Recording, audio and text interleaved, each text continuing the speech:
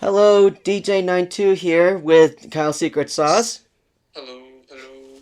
Hi, so welcome to another commentary. We're going to cover Pirates of the Caribbean, Dead Man's Chest. This is the first. This is actually the second Pirates of the Caribbean movie that I'm covering. Only this time I'm doing with. This is the first one with Kyle Secret Sauce. The first one I did was Black Pearl with Xanderland Studios. So here we are with the second Pirates movie. I hope you guys are excited. Are you, Kyle? I'm very excited. Yeah, I have not seen this movie, but Kyle can help me out, hopefully with the trivia and stuff, and I'll try to read some facts as well. So anyway, without further ado, after the countdown, Kyle's gonna hit the play button, and so anyway, in three, two, one, go, Secret Sauce. All right, so uh, Dead Man's Chest released July 7th, 2006. Wow, it's been 20 years since this movie came out. Yes, it has been. Yeah. So Secret Sauce, when did you first get into the Pirates of the Caribbean franchise? Very little, like 6 or 7 years old. Oh, nice. So yeah, I already mentioned about my history with Pirates of the Caribbean with when I did Black Pearl with Xanderland Studios, but for the sake of Kyle Secret Sauce, I'm gonna, and as well as the new listeners, I'm gonna try to tell you my history about it as quickly as possible. So the first time I started getting exposed to Pirates of the Caribbean. It was back in 2003. That was the first time. That was the only time I saw Black Pearl in theaters, and I did see snippets of it on television as well. And then fast forward to, I believe, 2007 or so, around the time when I became interested in the Kingdom Hearts franchise. So I mean that's how I pretty much got exposed to that, and I talked a lot of stuff about Kingdom Hearts and Pirates of the Caribbean, like comparisons in the Black Pearl commentary with Xanderland. So as for Dead Man's Chest, in this case, back in 2006, spring of 2006, I was watching Narnia, right, the 2005 film, and the DVD had the Pirates of the Caribbean, or yeah, Pirates Dead Man's Chest trailer, and that's the only thing I remember, and then I remember seeing other sequels for other trailers for the sequels and stuff like that. you know, yeah. So what's happening here, Kyle? Um, so if for those who have seen the first movie ends with Captain Jack, Will, and Elizabeth all getting away from Barbossa and his crew and living. However, Elizabeth and Will broke a lot of laws in the previous movie, and now Cutler Beckett, a supreme military figure or person in authority, him, has placed charges against them for their crimes in the previous movie, along with Jack Sparrow. Uh, yes. So yeah, we'll see Captain Jack Sparrow in just a moment, but he's played by Johnny Depp. Yeah, best known for Willy Wonka himself in Charlie and the Chocolate Factory, the 2005 film, which was released like one year, the previous year, 2005, which is pretty interesting. And so, have you seen the 2005 Chocolate Factory movie? Yes. Yeah. So yeah, I've seen that one too. That's the. I mean, I did at the time when I first saw Johnny Depp for Charlie and the Chocolate Factory. I did not know that he was also Jack Sparrow. And I believe the other actor that we just saw, was that Orlando Bloom, or is it someone else? What? Orlando Bloom, who played Will Turner. What about him? I thought. Well, I mean, the face looked familiar. The one that Yes. saw. Yep. Yeah. So Orlando Bloom, I don't know anything else about his movies, but I think he did a great job playing as Will. Mm-hmm. Absolutely. Yeah. Although, unfortunately, in the Kingdom Hearts franchise, they did not bring back the original, like, actors to voice them, like, reprise their roles. They had, like, sound-alikes to play those characters. Like, well, in Kingdom Hearts 2, for instance, they were replaced by, they had, they did not bring Johnny Depp back, they did not bring Orlando Bloom back, and I don't think they brought back, um, well, her last name's Knightley, but I don't know her first name. The actress who played Elizabeth Swan.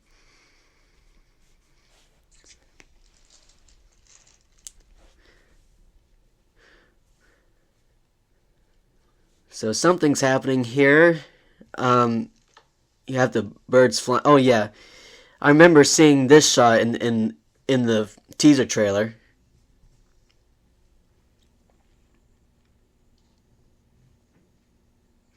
So are they like taking those guys to like to some prison or something? Yes. Prison for pirates. Yeah. Are they like undead pirates or something? No. They're being killed, though. Yeah. Uh, And that's them chucking out dead bodies. yeah.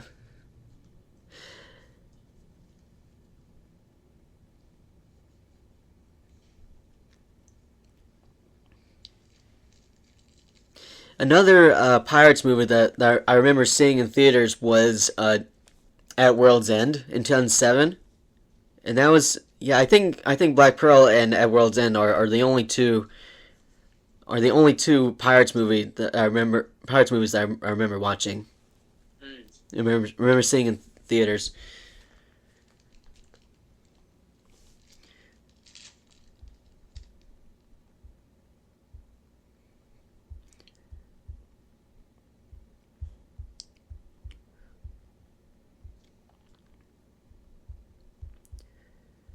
Oh, there he is, Captain Jack Sparrow.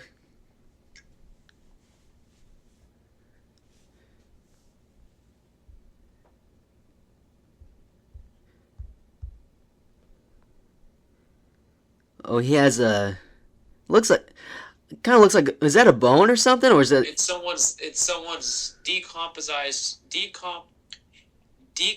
decomposite? don't, decomposed leg Decomposed. that is now a bone, and it's him using it to paddle. Yeah. So I'm gonna read some notes here. So following the success of the Pirates of the Caribbean, The Curse of the Black Pearl, released in 2003, the cast and crew signed on for two more sequels to be shot back to back. A practical decision on Disney's part to allow more time with the same cast and crew. Writer Ted Elliott and Terry Rossio decided not to make the sequels new adventures featuring the same characters as with the Indiana Jones and James Bond series, but to retroactively turn The Curse of the Black Pearl into the first of a trilogy. They wanted to explore the reality of what would happen after Will Turner and Elizabeth Swan's embrace at the end of the first film, and initially considered the Fountain of Youth as a plot device. They settled on introducing Davy Jones, the Flying Dutchman, and the Kraken. Is that right, Kraken or Kraken? Kraken. Kraken. They also introduced the historical East India Trading Company, who for them represented a counterpoint to the themes of personal freedom represented by pirates.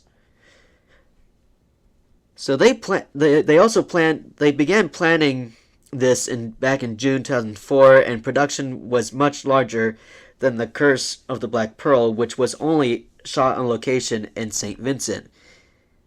This time, the sequels would require fully working ships with a seaworthy Black Pearl built over the body of the Sunset, an unglamorous craft which once serviced oil derricks in the Gulf of Mexico, constructed in Bayou La Batre, Alabama. By November, the script was still unfinished as the writers did not did not want director Gore Verbinski and producer Jerry Bruckheimer to compromise what they had written. So Verbinski worked with James Bierkit, I can't pronounce that, to storyboard major sequences without need of a script, while Elliott and Rossio wrote a quote unquote preparatory script for for the crew to use before they finished the script, where they were happy with. By January 2005, with rising costs and no script, Disney executives threatened to cancel the film, but changed their minds. The writers would accompany the crew on location, feeling like the lateness of the rewrites would improve the spontaneity of the cast's performances. Well, that's pretty interesting right there. So who are the hold on a second. Okay, so who are these guys right there? Those two right there.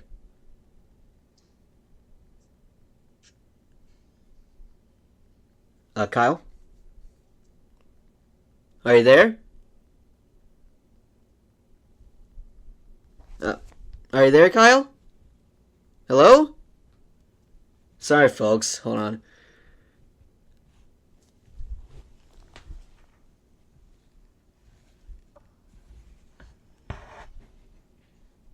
I guess Kyle had to step out for a minute. No, what was your last comment, Sebastian? I just didn't hear you.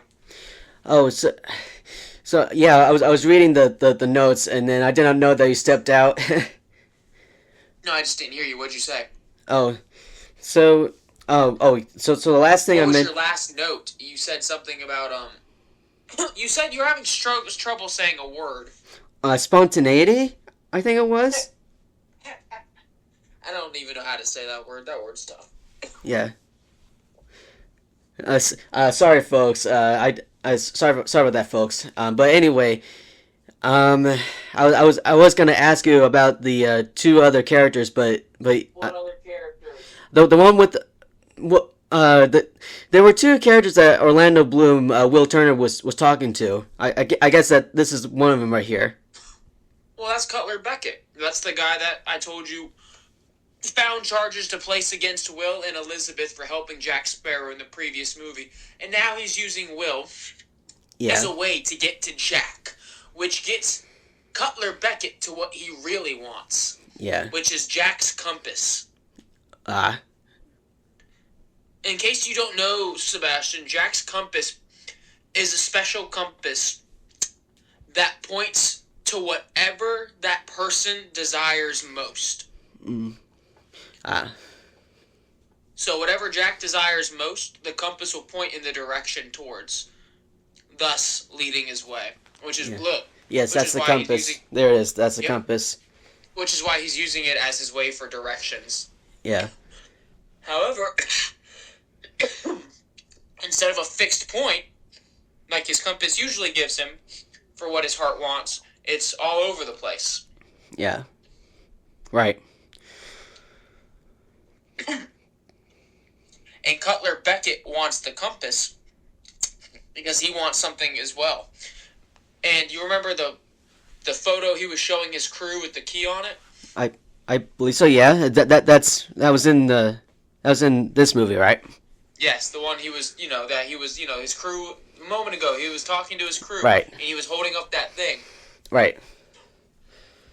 The drawing of a key. Yeah. That's also what Cutler Beckett wants. Yes. That key.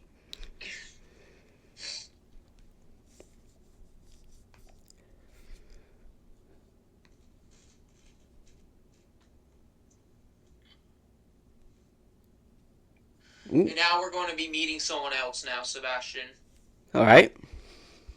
Here, I'm going to bring you close.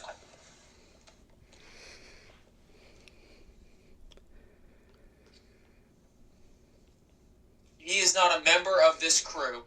No. Okay.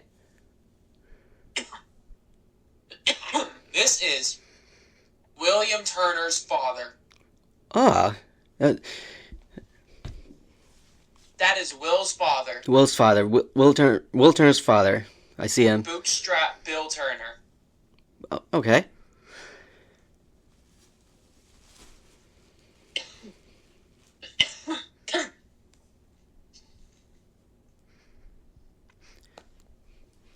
And this Will's father, he did not appear in the first film, right? No, he did not. And you're probably wondering why he looks that way. Why does he look that way? You'll come to find out soon. All But right. I'll explain it better when when everything comes full circle. But All right right. now, just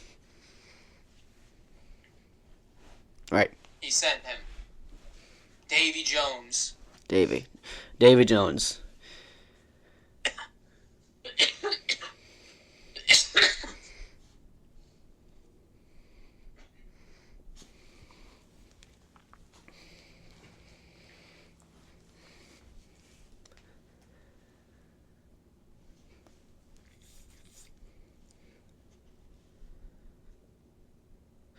Was that a little crab? Yes. Yeah, figured. So, I don't know if you know this from the first movie, Sebastian. All right. Um, Jack, do you know Barbossa from the first movie? Yes. Do you know Captain Jack Sparrow used to be the owner of the Black Pearl? He was its captain. Barbossa mutinied against him and took his ship and crew. Do you know that? I think I pretty much know about it since I've seen like different. I've seen it like in theaters, like I mentioned, and also the Kingdom Hearts 2, the video game. I think it pretty much explained about it. Well, I'm just saying from the perspective of the first movie, they don't explain very well that Captain Jack, because they just kind of introduce him without his crew and without Barbossa. He was the original owner of the Black Pearl before Barbossa mutinied against him. All right. Bootstrap Bill Turner was a part of Jack's crew, Sebastian, All at right. that time. All right. When the crew mutinied against him, Bootstrap stuck up for him, and he was tied to a cannon and thrown to the bottom of the ocean. Yeah. For trying to stick up for Jack. They pretty much killed him. But when he hit the bottom, Davy Jones came and offered him an escape. It was pretty much either die now or join my crew and live, and join my crew and join my crew. Pretty much live and join my crew or die. Right. Because he would have died from drowning. You know what I mean?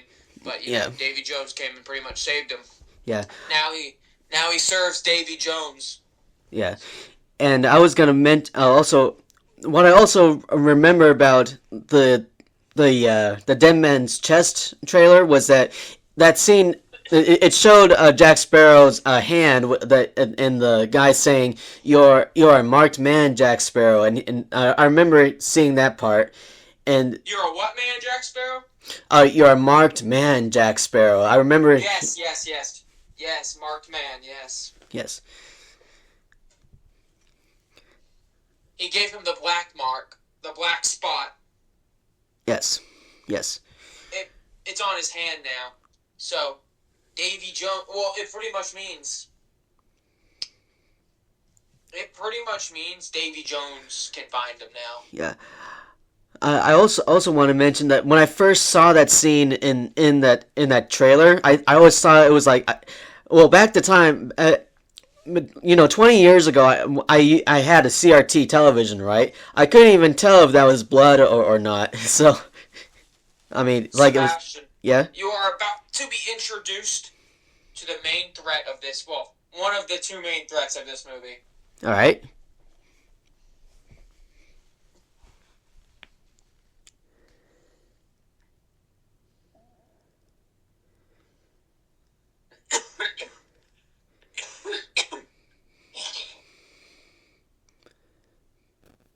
Oh. the the guys with the hat.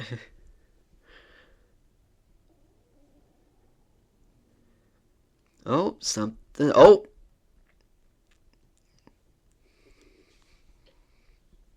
their ship is gone. Yep.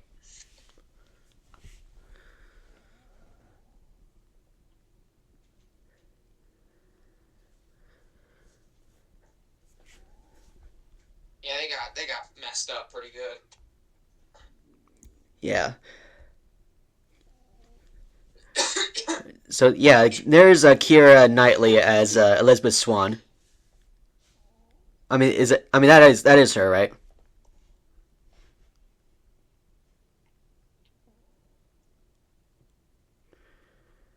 What there, Sebastian, buddy? That is Keira Knightley as Elizabeth Swann, right? I believe so. Yes. And then Orlando Bloom, who's in a lot of stuff. Yeah, I think. What's also funny about it is I think back in the day, back in the Disney Channel day, one of the shows Hannah Montana brought up. They mentioned they mentioned something about Orlando Bloom. It's pretty funny. Well, he also got pretty famous from these movies. His name grew. Everyone who was in the Pirates of the Caribbean movies, their names grew exponentially because of them. Yeah.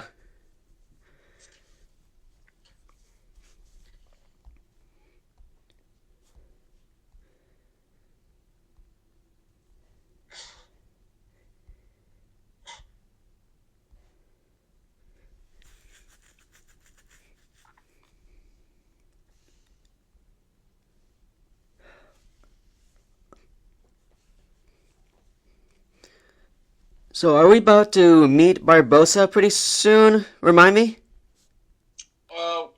They're right now. Will's looking for Jack Sparrow. What do you mean introduced to Barbosa? Well, I mean, the thing I know about Barbosa, he was played by Jeffrey Rush.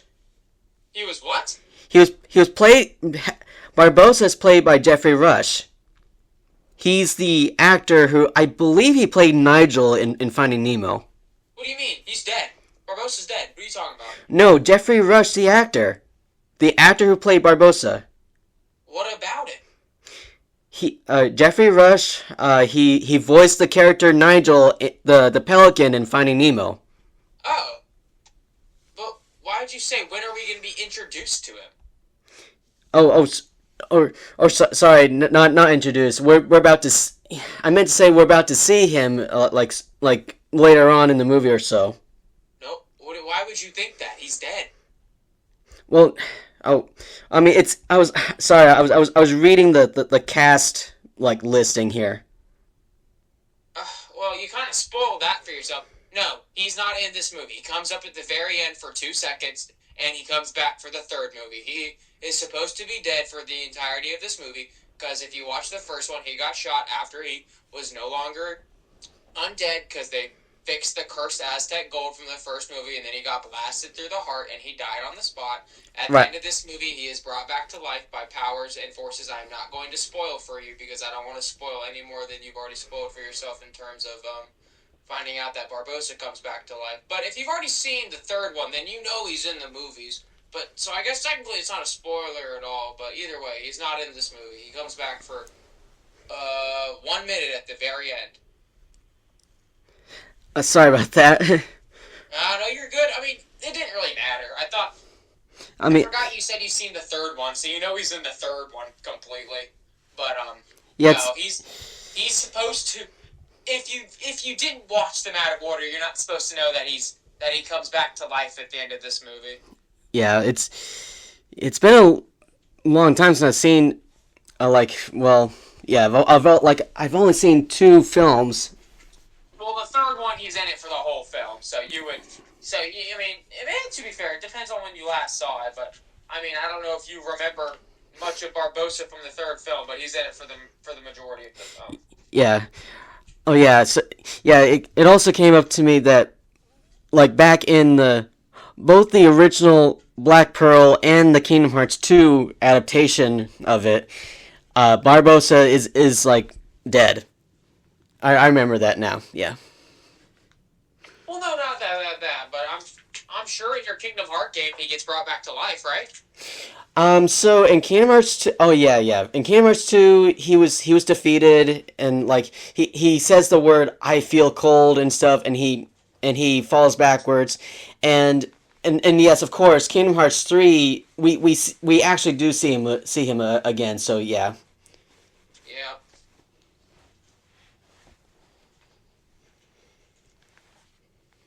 This movie, these are good movies. Like these are classic fighting. oh yeah, and I believe I think so I'm trying to remember the trailers for this movie. So I remember this shot here. He has a interesting makeup there. Oh yeah, Yes, he does, Sebastian. Yes, he does.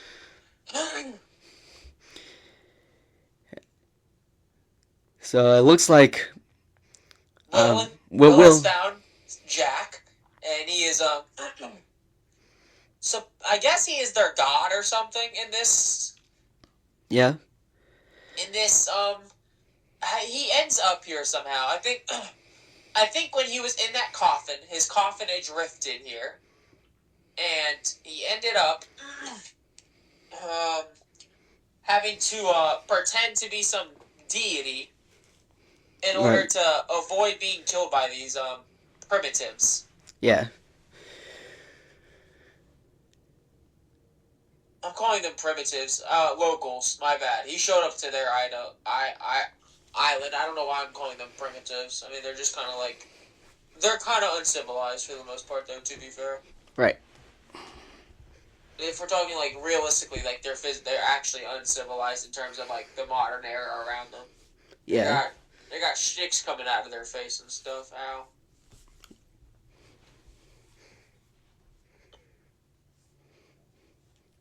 In case you didn't see what he told Will there, he said, "Save me."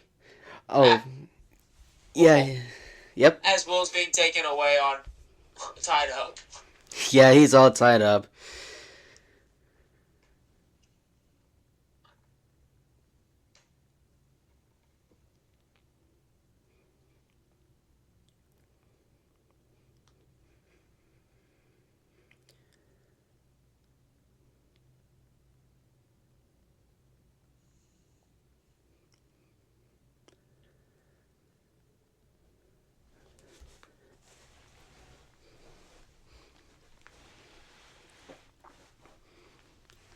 Oops, I don't know. I don't know. I don't. Oh Went back 10 seconds, folks. I don't think that'll affect much. But yeah, oops, you get it to rewatch them walking away. Oh, yeah, there we yeah go. it's yeah we're using Disney Plus for this.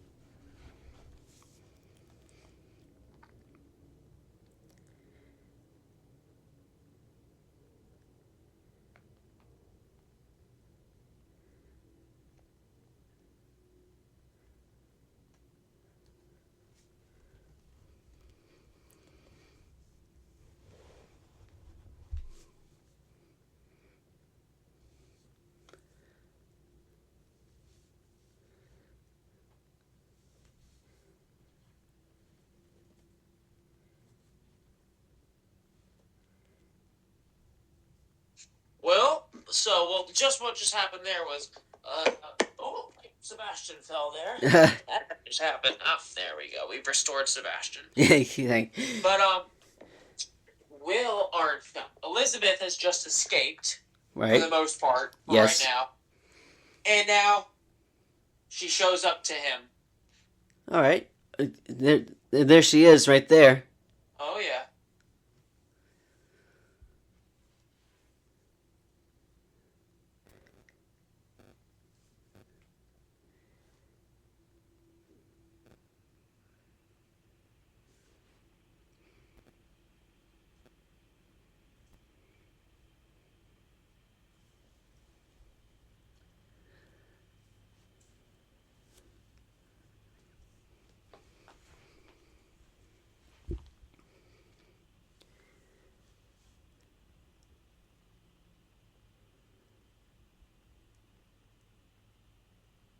Oh, Isle de Morta. Isle de Morta in the subtitles right there. Now, just real quickly, Isle de Morta. I actually recall seeing the name as well as hearing it as well.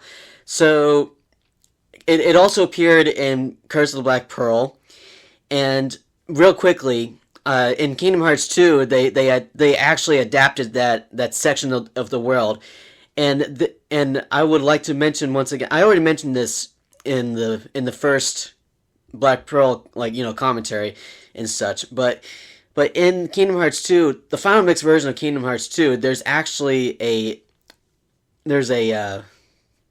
there's an optional boss where you actually fight you can have the option to fight one of the Organization 13 members named Larxene, and that's actually a pretty interesting boss battle. In fact, some of the other selective worlds have like absence silhouette optional bosses in the game as well.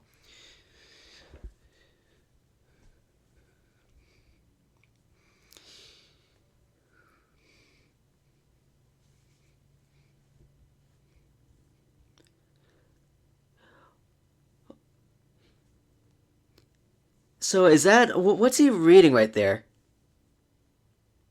The Bible. Oh yeah, yeah. I kind of figured it might be a Bible. Yeah, back in the very old days, they used the only books they had back then were Bibles.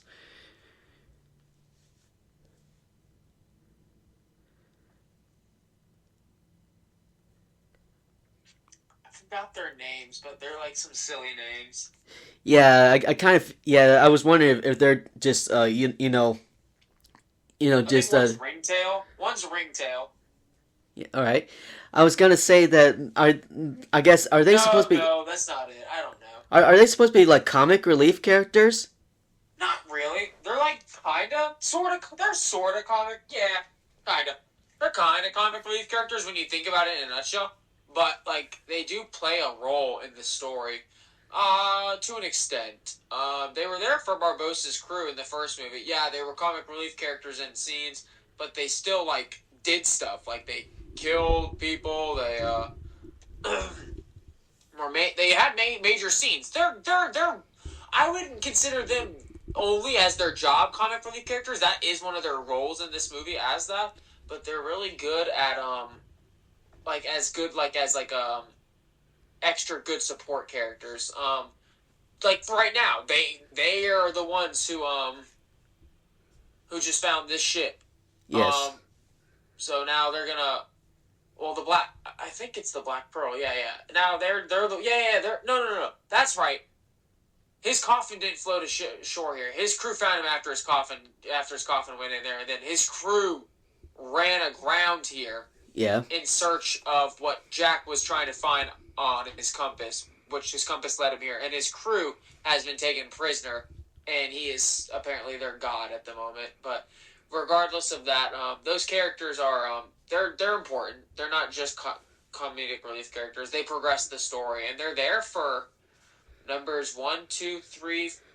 Shoot, I think they're in all 5 movies. I know they're in number 5, if I'm not mistaken. Yeah. And I think they're in all 5 movies. Yeah. Okay, that's cool.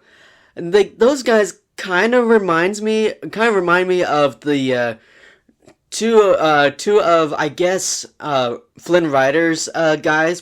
Two of Flynn Rider's guys in Tangled. I don't know if you've seen Tangled, but it like they kind I've of seen bits and pieces from Tangled. I know how like the story goes with like how her hair is magical and stuff like that, but I have not seen the full movie. yeah, Flynn Rider. Basically those two guys were like, I guess they were. I think they were helping him at first, and then they were like chasing him. Yeah. Yeah, And now, I'm trying to recall. Like because I do have the movie. I watched it like the other day, and also I did a commentary on that movie with Xanderland Studios back then. oh,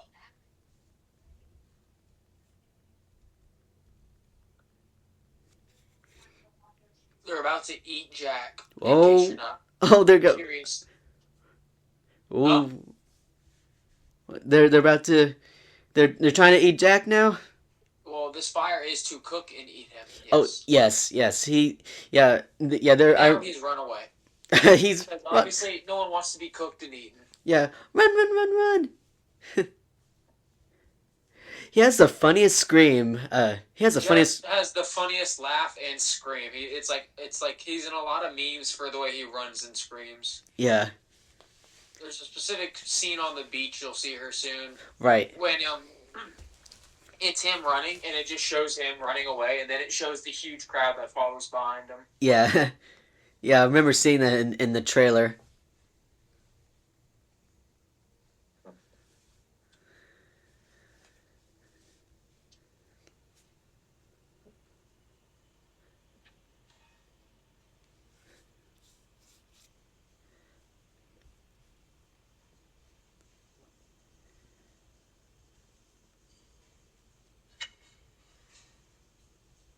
Oh, those.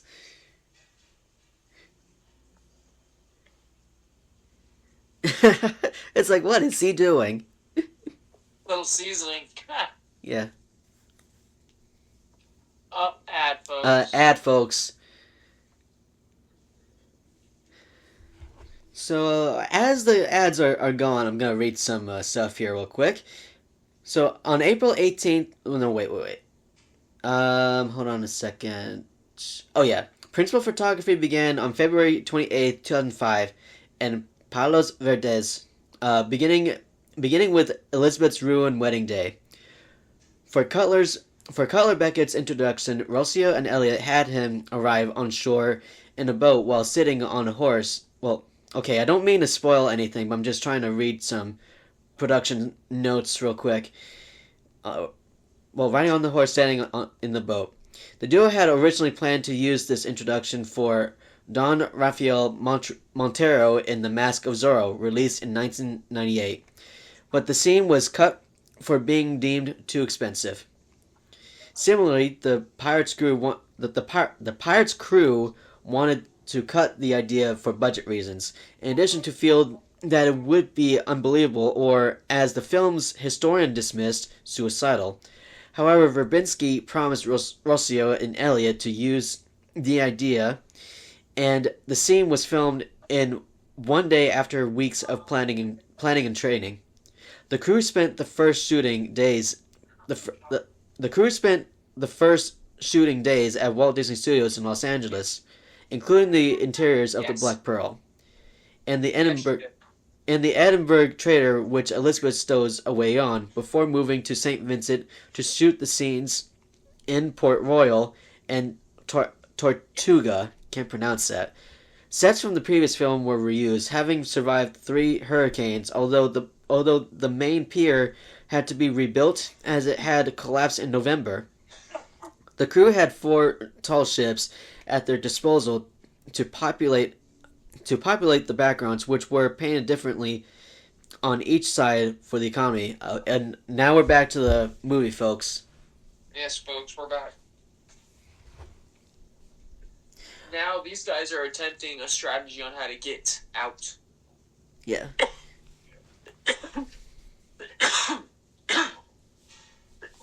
Albeit it's dangerous. Yeah. That is really dangerous right there. That'll be an interesting ride, though.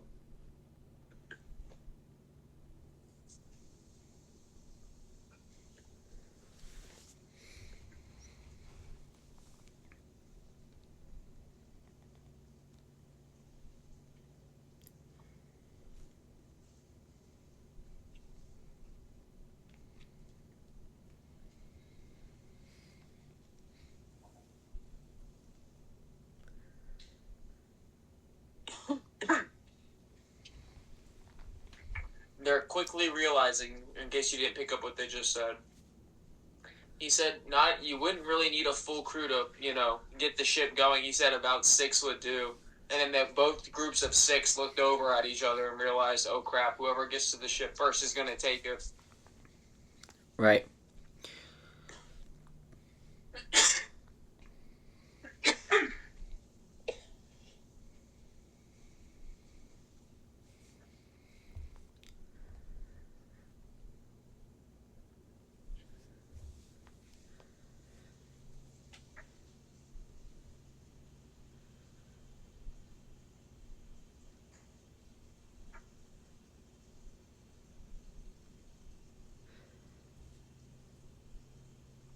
Uh-oh, a snake. It's a red snake, looks like.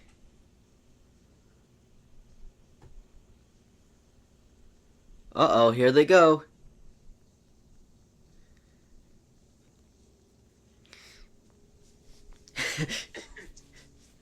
Well, they're very shocked to see. They're very shocked to witness that.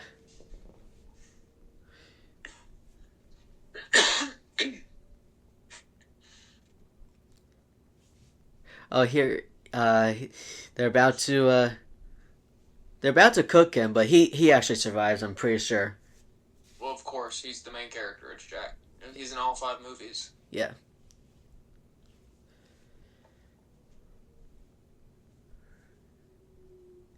The one guy reported that the one group is escaping. That would be a really painful way to die. How that group just died, Yeah. falling to the bottom. It's so funny how he tries to blow it off. Yeah, it's not gonna. Yeah, that's just a really small blowing out.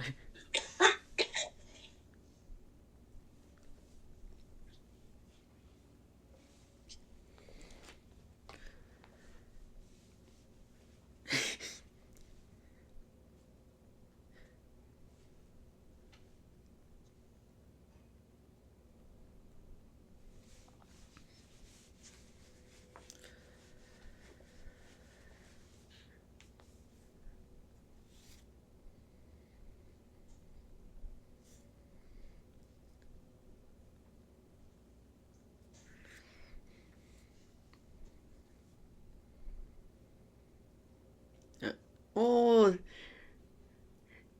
that'll be a fun ride. That would be an interesting one. That would be very unpleasant, actually.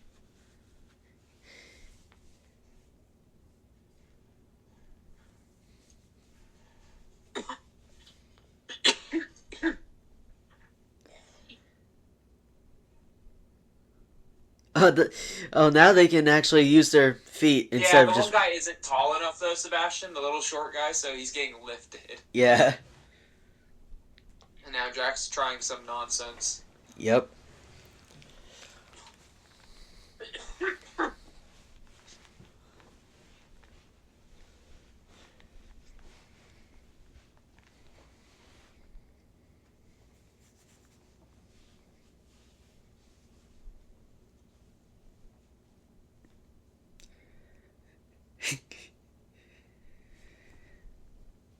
Ooh, coconut. Much of this, Sebastian. Ooh. No, he caught it.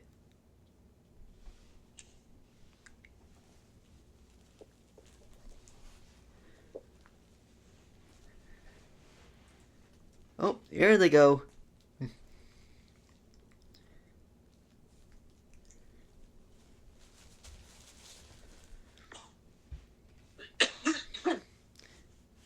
Oh, they got out of the ball there. Yes, they did.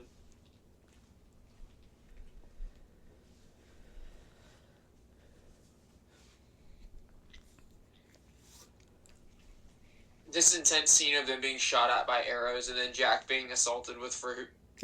Yeah. Yeah, so I can see that. That's kind of funny. Stop it! Look at that. Now he has a large fruit stick or something. Yeah.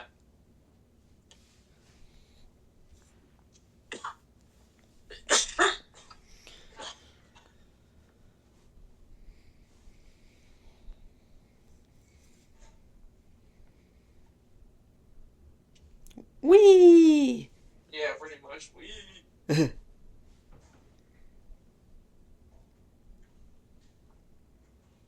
Oh, as long as Jack's having fun. Yep. Uh-oh, he's falling.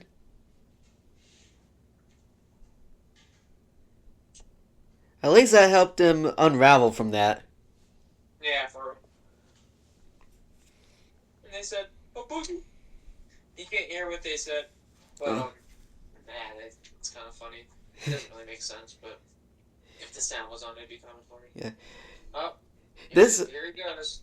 yeah, this scene Wherever Through every single one of them, there Yep. goes the fruit.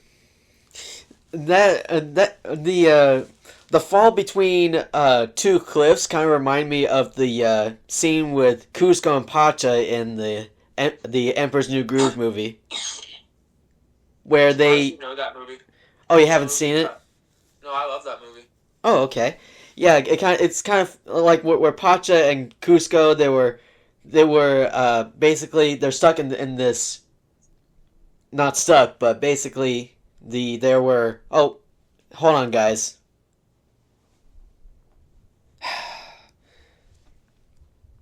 Okay, I lost connection with Kyle.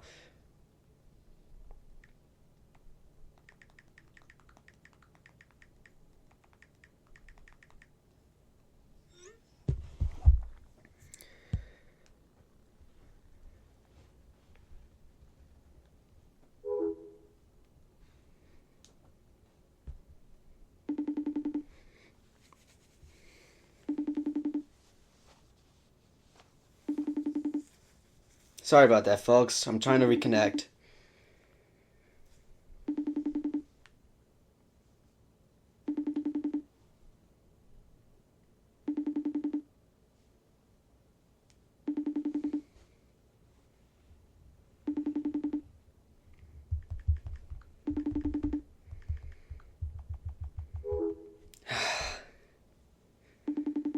Sorry, folks. I'm trying to reconnect to Kyle's Secret Sauce.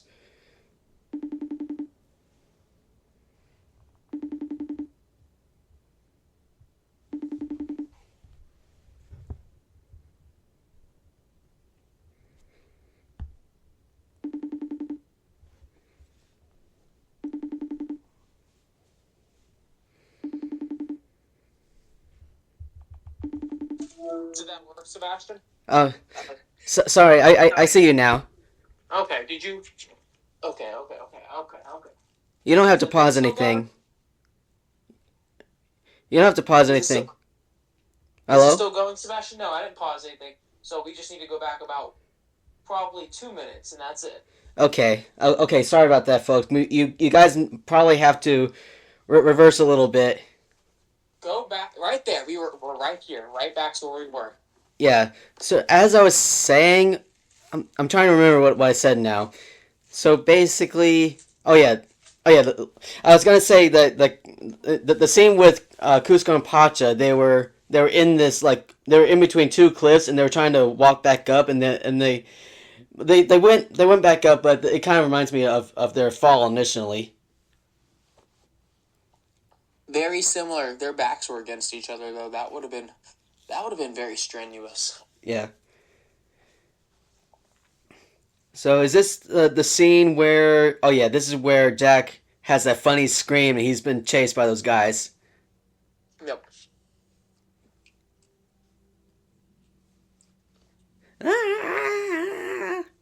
It's so funny. There it is. Yeah. And Will says, "Never mind, let's go."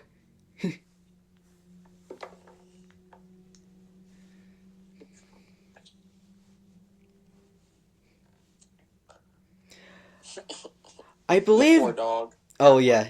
I believe some of these scenes were filmed in the Bahamas. Yes, they were.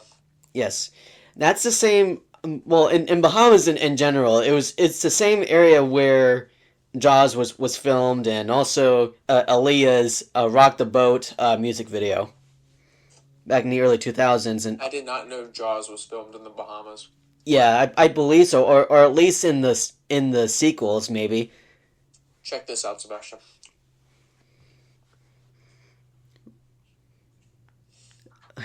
They're chasing the dog now. Now they're gonna eat the dog. Oh, they're gonna eat the dog. Oh. If they can catch it, it's a pretty quick dog.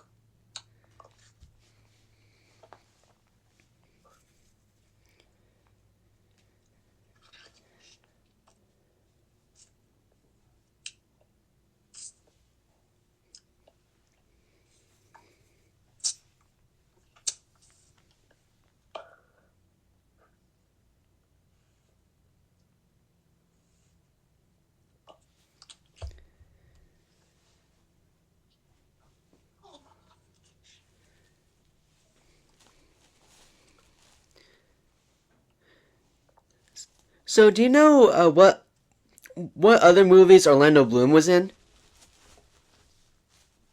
He's been in a lot of movies. What else has he been in? He was in Troy. He was in he was in what else? He was in Lord of the Rings, Oh yes, Lord of the Rings. The Hobbit.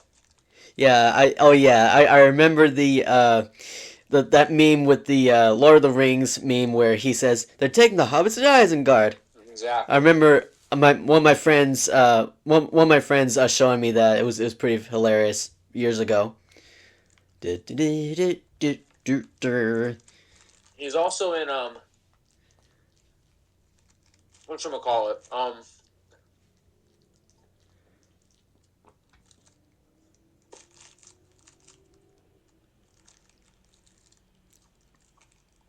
Yeah, I mean Trying to remember. it's okay, but I know that.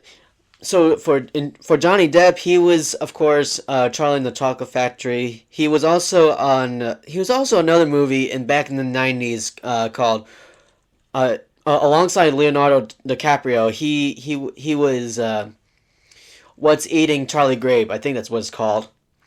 And he also Johnny Depp was also back in 2014. He was also I think he played a wolf in Into the Woods, which is a Disney adaptation. I don't know if you've seen that if you've seen that movie.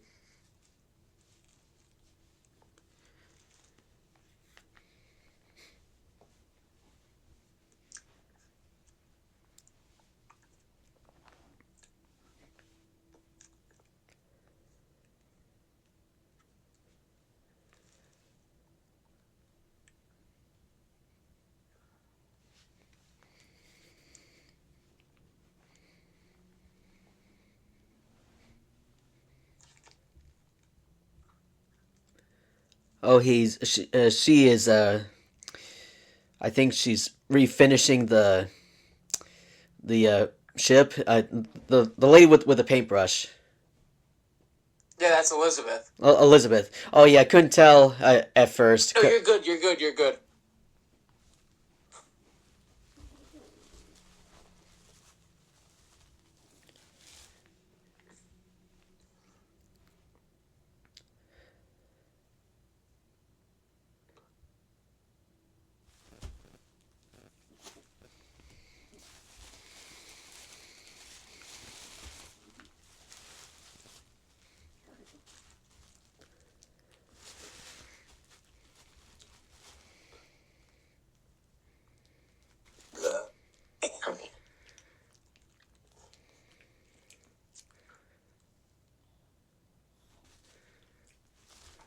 Jack is now on his way to see a powerful person. Alrighty.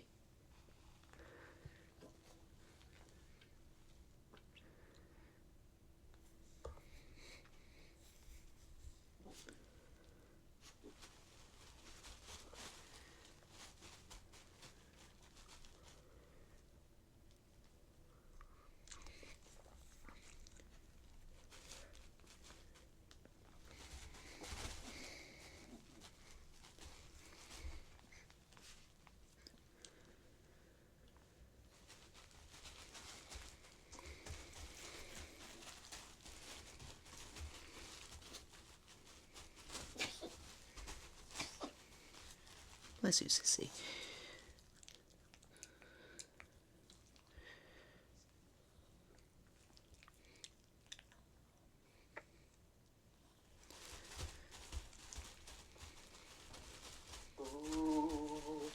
Looks Ooh. looks ghostly. It's just spooky. It's Oh, not anything spooky. too crazy. It's a shack. Not a shack, but kind of a shack. Yeah. Oh, Yeah, kind of.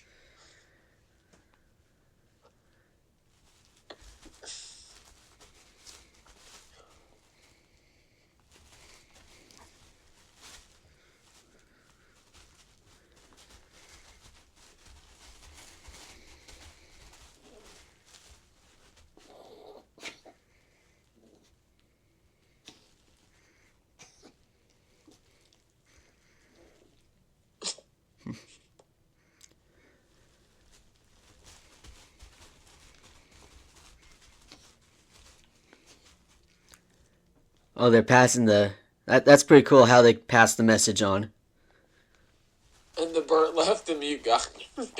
And in case you couldn't tell, the bird repeated back to him the mute guy who can't speak. He said, "Mind the boat," and the bird left him. Yeah, and that's Teodoma. Teodoma.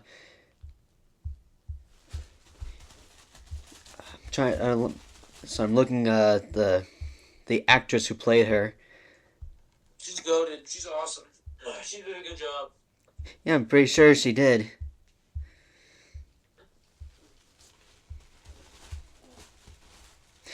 Naomi Harris. That's her name. Yeah, that's right. I mean, I don't think I've seen any of her films, any of her other movies. I'm gonna look at it anyway, though.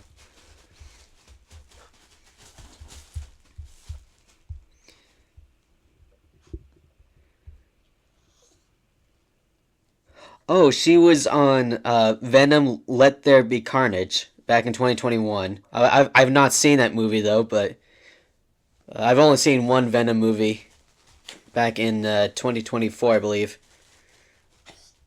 Oh, she was also oh, okay. So she played Eve Moneypenny in No Time to Die. No Time to Die in 2021. I think that's all I know about her. Did you hear me, Kyle? Yeah, I did. I'm just watching the film. She's being shown the key. Oh yeah, the key, yeah.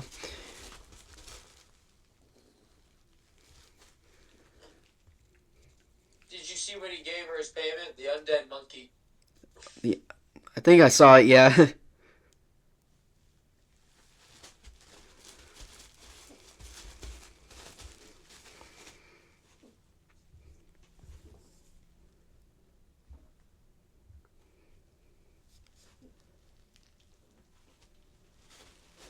She's gonna tell them what's inside the chest now, Sebastian. All right. Yes. Okay. Do you know what it is? What's inside the chest? I'm pretty sure. No, it's not. It's not gold. No, it's not medallions. I'm sure.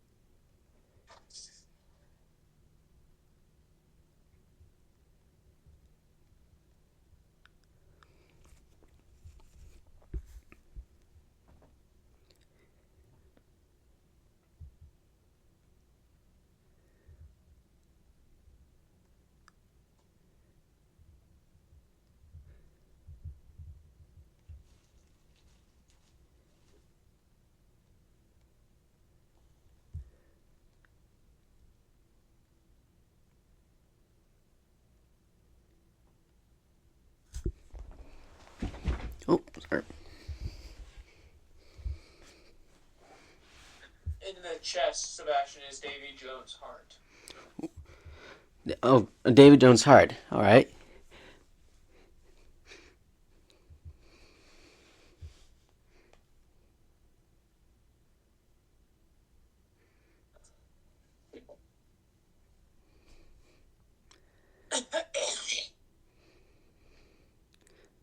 The key.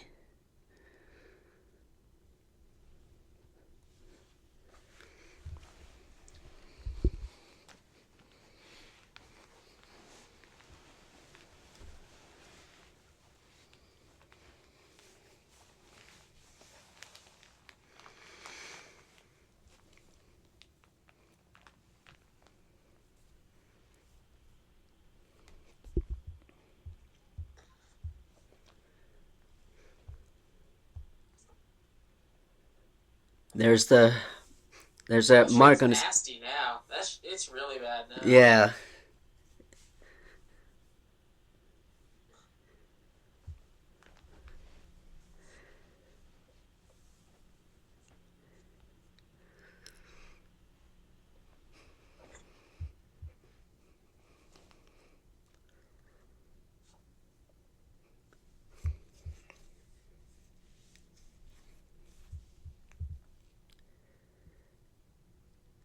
Every 10 years. Once every 10 years. Once That's every it. 10 years. Yeah. Yeah, that's it. Not much. Not much at all.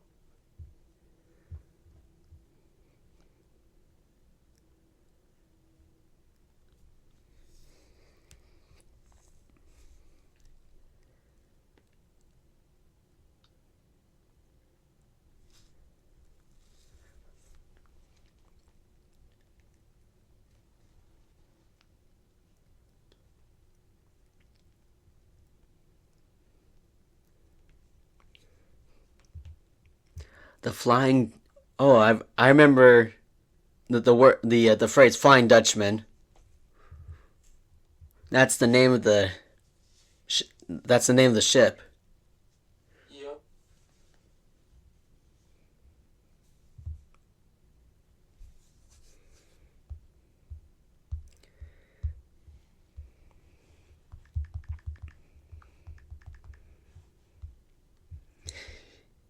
So yeah, so the Flying Dutchman, it's a legendary ghost ship, allegedly never able to make port and doomed to sail the sea forever. The myths and ghost stories. Yeah, I'm just reading the notes here. The myths and ghost stories are likely to have originated from the 17th century golden age of the Dutch East India Company and of Dutch maritime power. He's getting on the Flying Dutchman now. Yeah.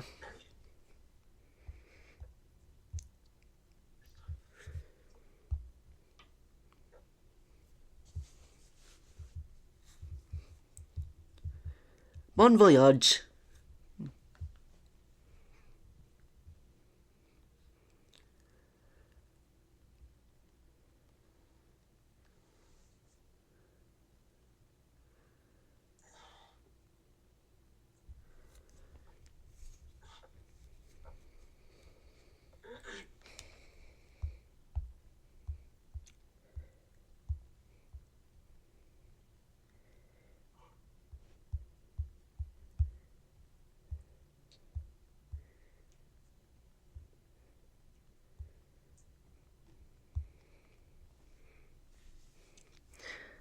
So since we're at I, I, we're still on the Flying Dutchman, right?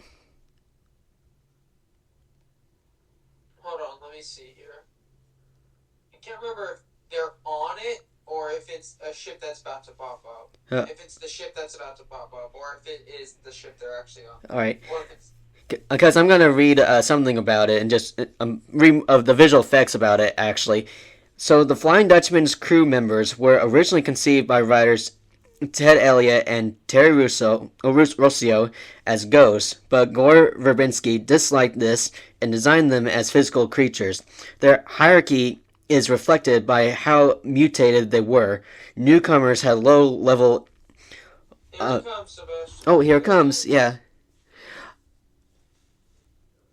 that is so cool. Yep, there it is.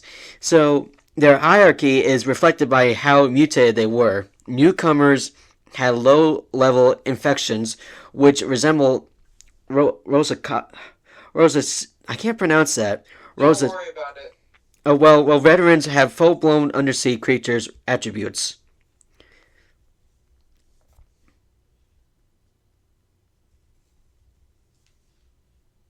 Verbinsky wanted to keep them realistic, rejecting a character with a turtle shell, and the animators watched various David Attenborough documentaries to study the movement of sea anemones and mussels.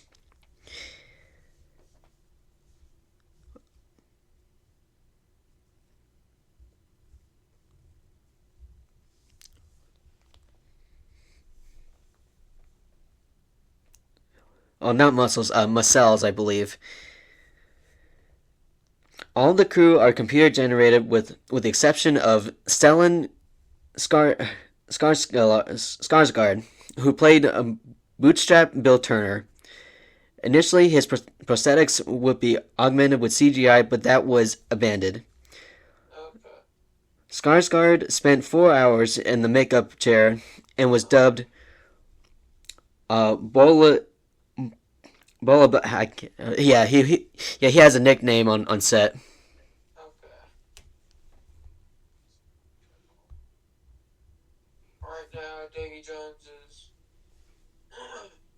Yeah, Davy Jones is on the talking. yeah, He's Davy Jones talking. is on the right Yeah. side. Yes. He is talking to the crew members of the ship that he just like destroyed. The one that Will Turner walked over onto. Yeah.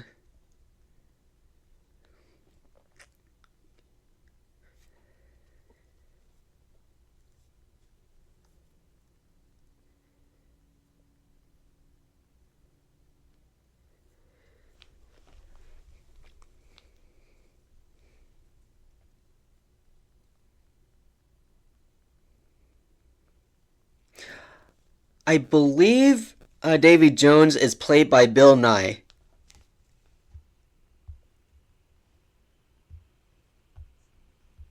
You don't mean Bill Nye the Science Guy. No, no, not him. That Okay. not him. It's a completely different guy. Okay. His last name is spelled Nighy. Okay.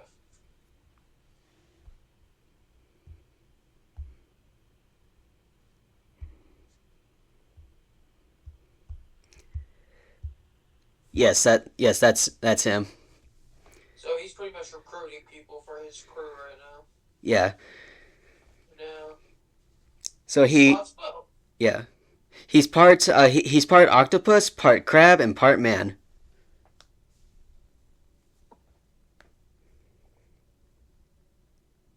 Oh, interestingly, he other actors considered for the role included Walken and Ian McShane, with the latter being cast later as Blackbeard in Pirates of the Caribbean on Stranger Tides.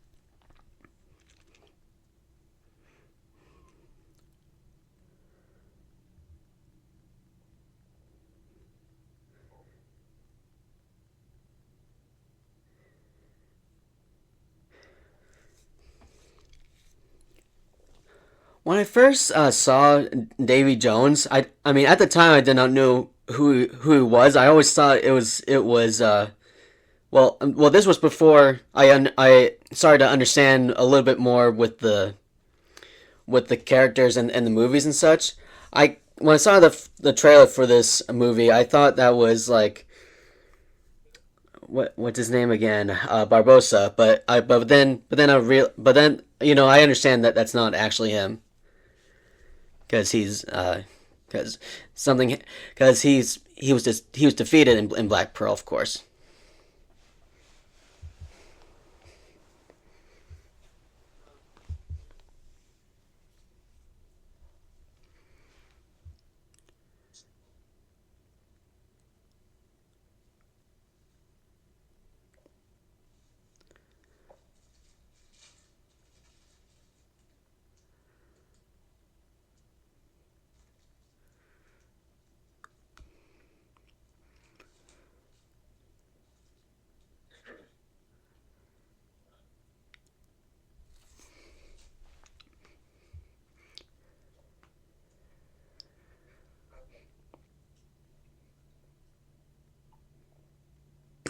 Excuse me, sorry.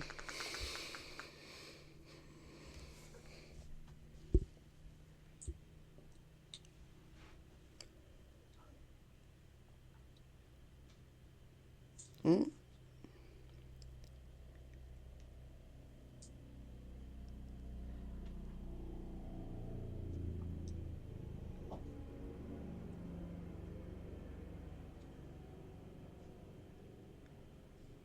Oh, the mark is gone.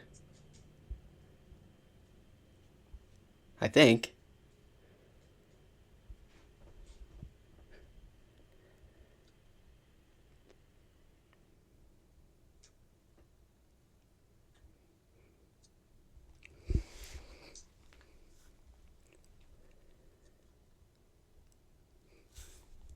No, ad, folks. got another ad.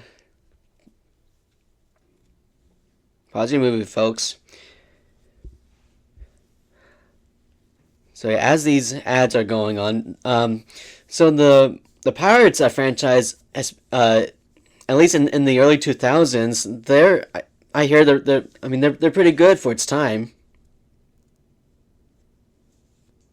The CGI for this 2006 movie was considered the best of its age. Yeah, It was ahead of its time. right. I don't know. Especially with Davy Jones, with how his face moved and Yeah, I'm interacted. yeah I'm pretty sure they used like motion capture for it. Whoever did the motion capture, they did a great job. Exactly.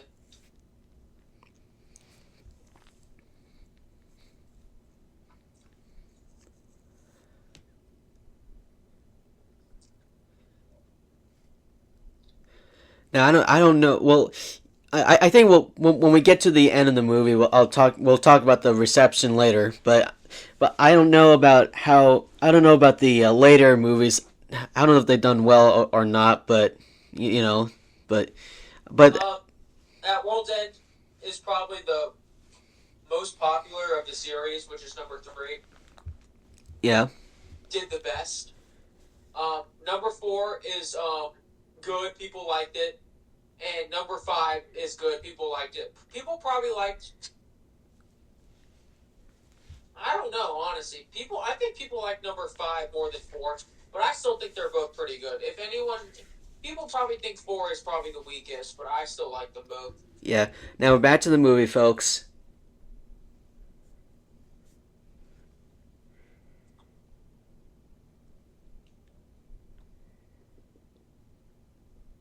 East India Trading Company. Yeah, that is a real company.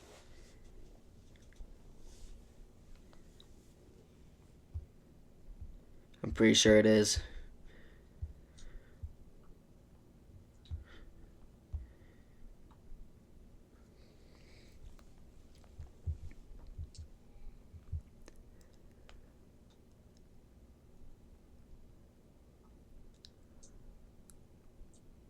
Oh, looks like a ghost or just a puppet, maybe. Yeah, someone's controlling the dress.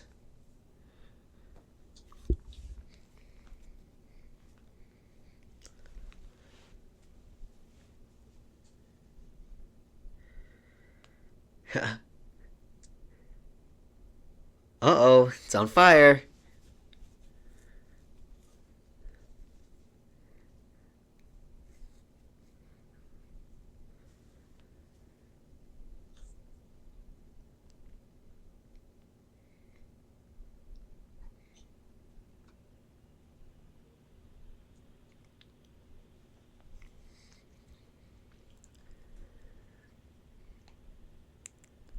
Tortu- Tortuga.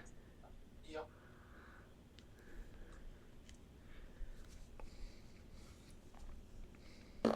Excuse me. Sorry, folks.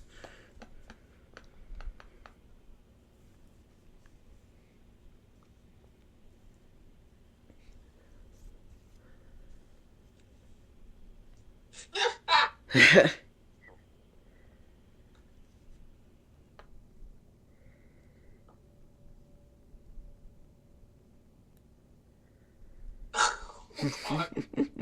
Oh, that's crazy.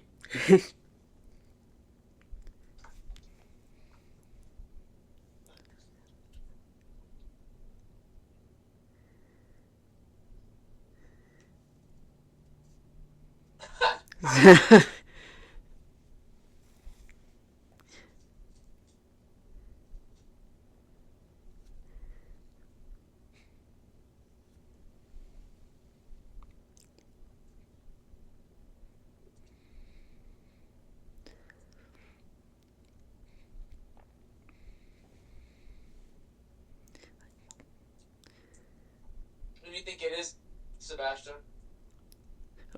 What's that? Who do you think this person who's talking right now is? Oh, this guy right here? Oh, It's Norrington. oh, no. From the first movie, F- Commodore Norrington. oh yeah, okay, from the first movie.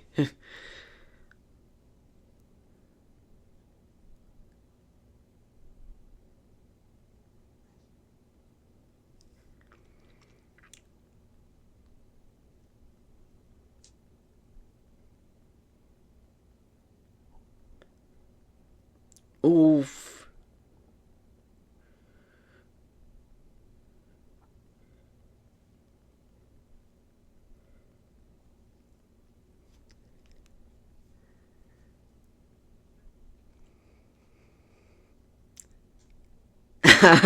That's funny.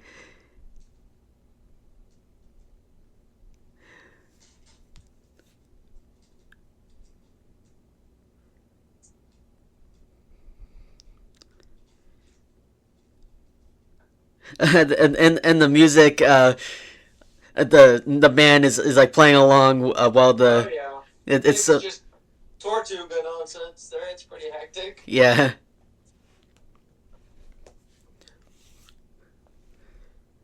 I mean the Goofy movie back in 1995. They that scene with the possum thing where the band started playing as they tried to get the possum out of Max's shirt and stuff. That's so funny. Oh, Remember the possum scene? yes. Yeah. From what movie? Goofy movie. Yes, yes, yes. Where the band was like started playing as Yes, Max. yes, I do. Yeah, Commodore Norrington is about to see Elizabeth again. yeah. In case you don't remember, he was in love with her from the first movie.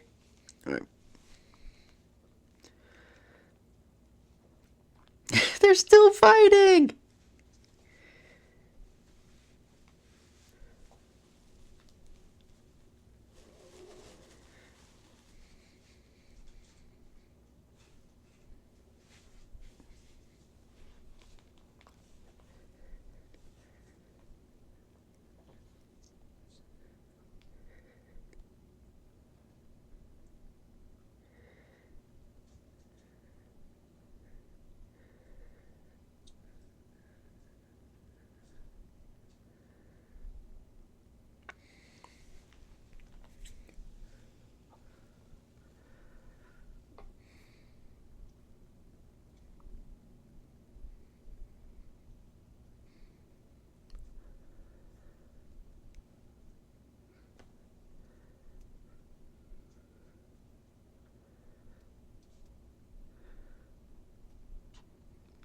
Ooh, a pipe organ. The music for what he's playing right now is so good if you could actually hear it. Uh, love the keyboard design.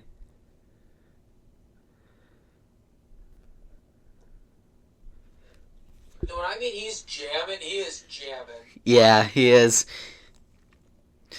I think when I was a kid, I kind of became fascinated of how organs like the keyboard itself looks pretty cool. It's like a piano with more than one set of keys, and especially in Beauty and the Beast: The Enchanted Christmas, which is a direct-to-video sequel, there's a character named Forte, Forte, the pipe organ, and what's interesting. I like his design and stuff. It's pretty cool. Yeah. Now William is seeing his father. There we go. Will meeting his father. Because he just said, secure the mast line, Mr. Turner, and they both thought they were talking to him. Yes. They both thought it was the one. But, oh boy. Will's about to take some hits.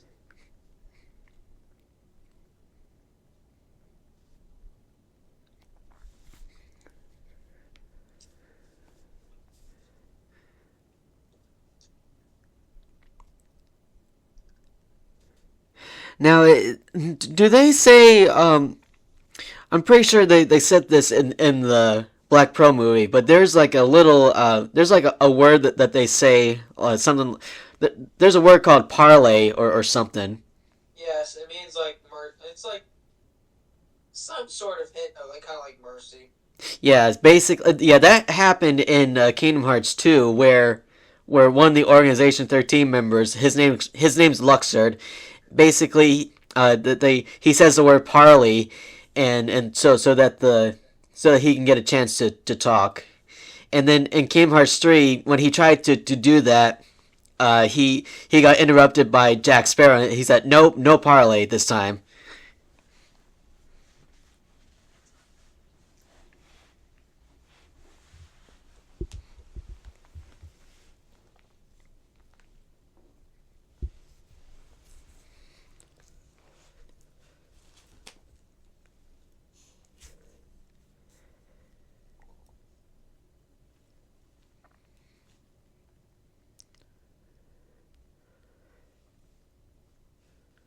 So a second ago, so he wasn't going to do it at first, but um, Davy Jones immediately called for a guy named Boson Yeah, to do it, and if Boson was to do it, he would have ripped Will's back like to shit. Like he would have like ripped it up pretty bad to where like he probably couldn't walk afterwards.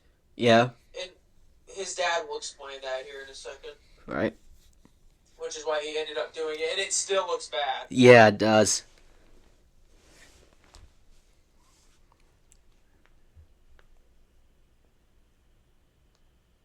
right there, cleaving flesh from bone with every swing. God. Yeah.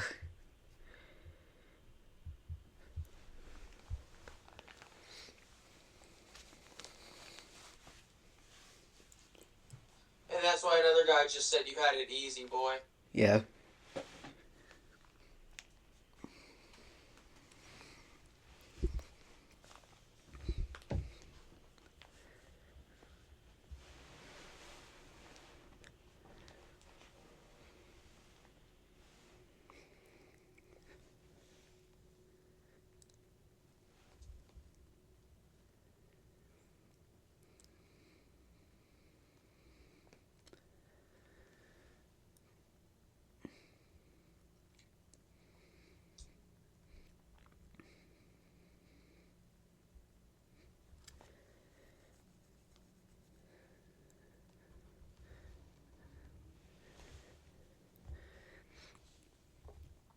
His body was like melded into the wall. That Yeah, he's been here the longest besides Davy Jones. yeah.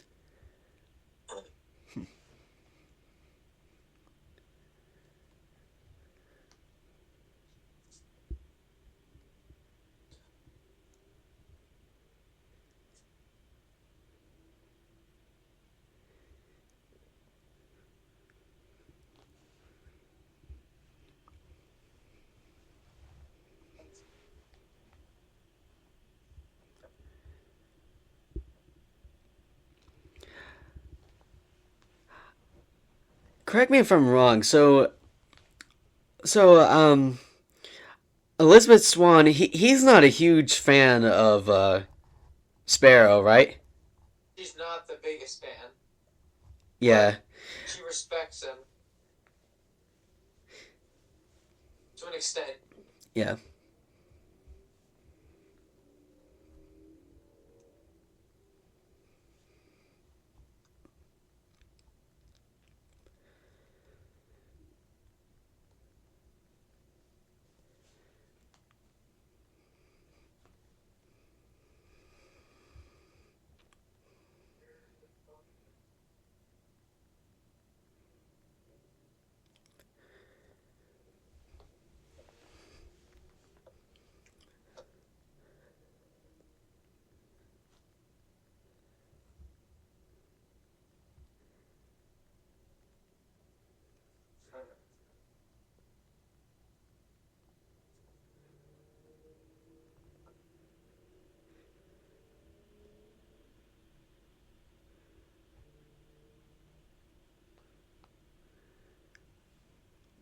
That's the compass again.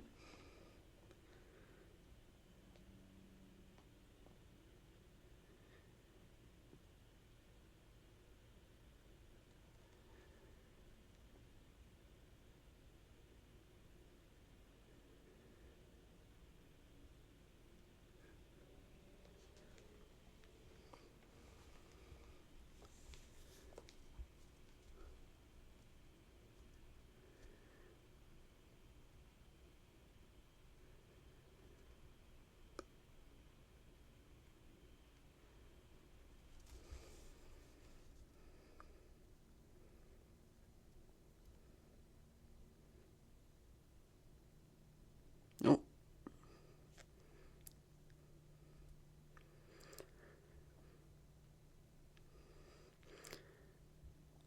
I love the design of that compass. Jack Sparrow, his expression there. Yeah, it is good. So in the first film, it's the medallion, and so I guess in correct me if I'm wrong. So in the second film, it's about the key prop is the compass, right? Yes. That's pretty cool. Like in the Marvel Cinematic Universe, you have their key props are is like the Tesseract, and you also have the Infinity Stone and other stuff, other vital props.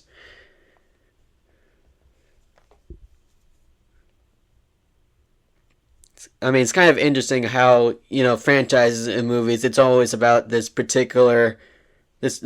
There's this one particular like key prop that has something to do with the plot of the movie and story,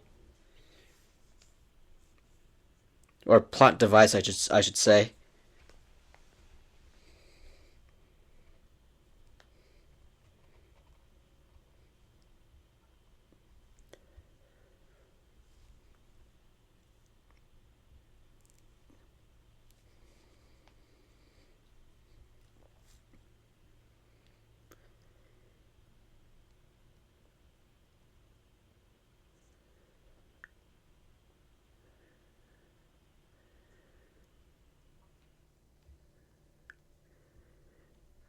Yeah, it's gotta hurt right there with those cuffs.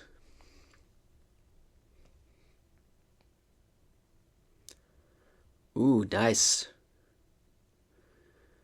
This is an important part of the show, or the show, movie. All right. These guys wager on this ship gambling with dice, with the only thing they have left to gamble with. Yeah, gambling. Years of service.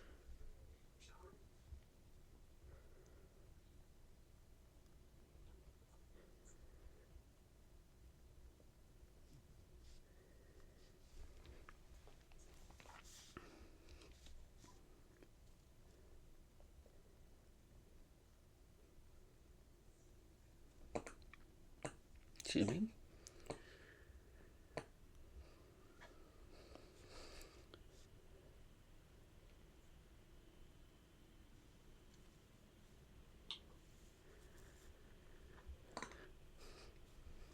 No, Sebastian. Yeah. There's a extended cut version of this scene, or a deleted one from the final version, where Will plays him in multiple rounds, 2 rounds. He wins the first round, and then loses the second. Oh. But in this one, he's just gonna lose. Well, that's cool. I did not know there was an extended version of this movie. Not an extended version, but there's like pieces and bits that like extended segments from certain scenes that they left out due to time constraints, because this movie's already like close to 2.5 hours long, if not that. Yeah. It's kind of cool that some movies like certain movies they have like extended editions of something like when it gets to home media releases.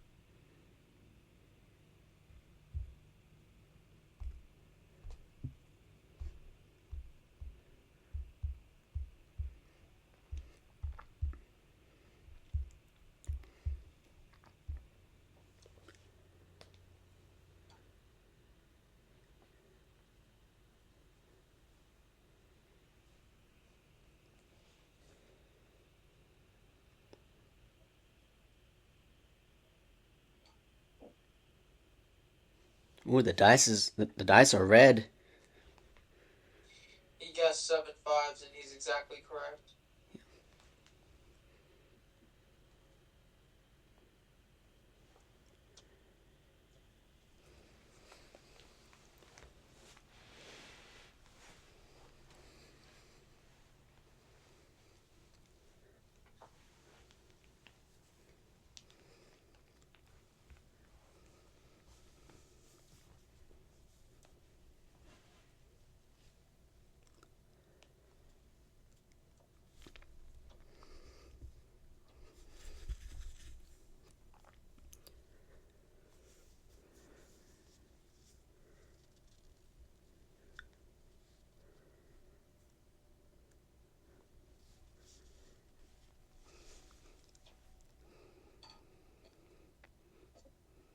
So Davy Jones won. They both lost.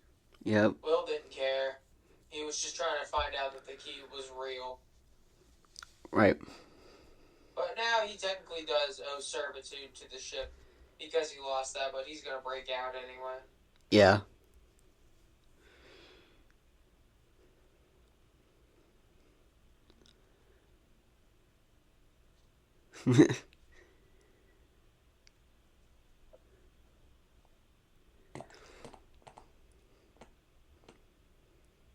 Excuse me.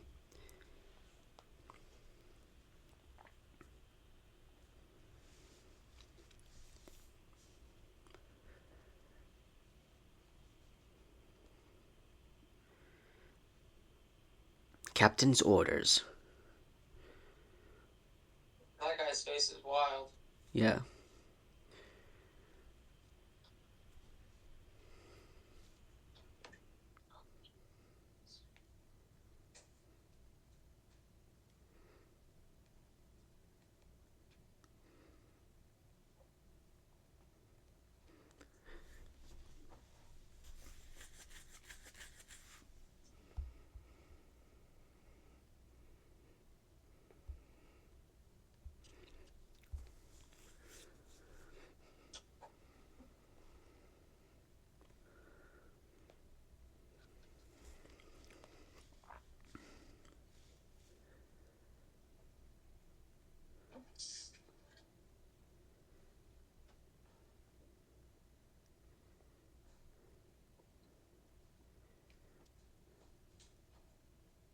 Oh.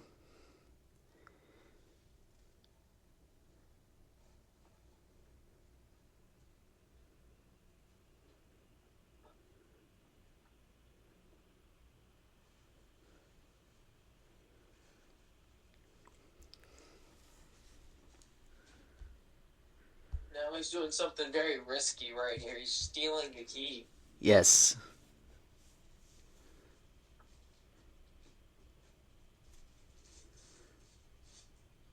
That's the music box, I assume.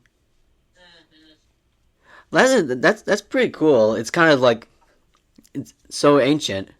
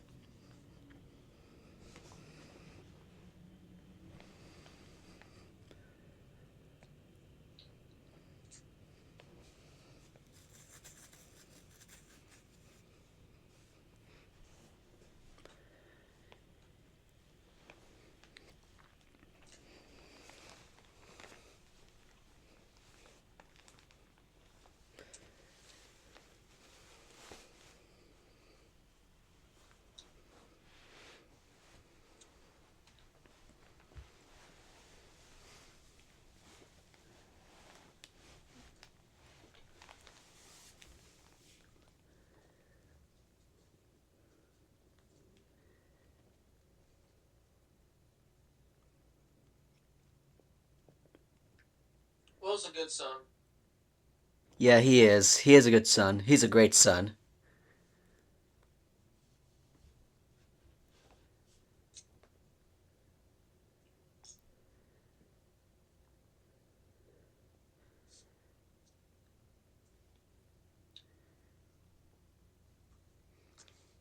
Will did escape, though. Yes, yes, yes.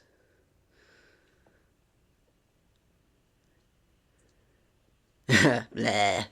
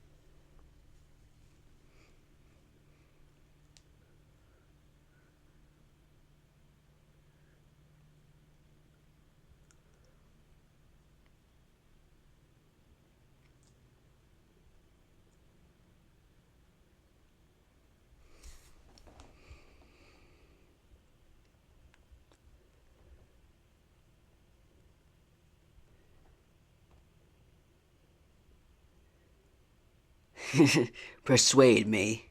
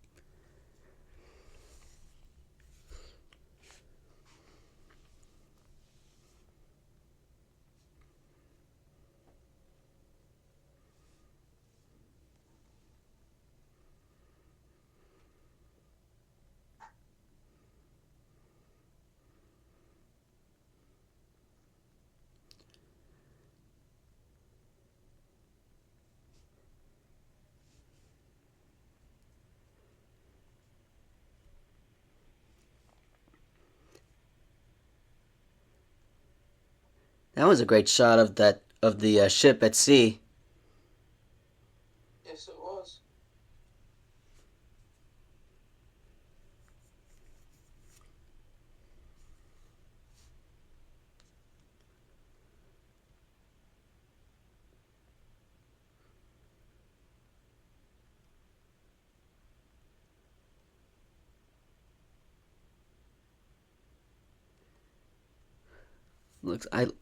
Looks like Will was like smelling the scent or something of the dress.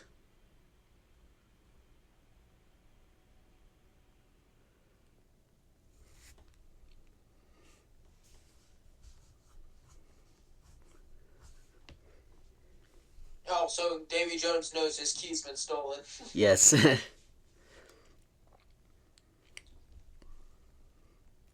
Oh, that's gonna hurt right there. They're summoning it. Mm-hmm. Yep.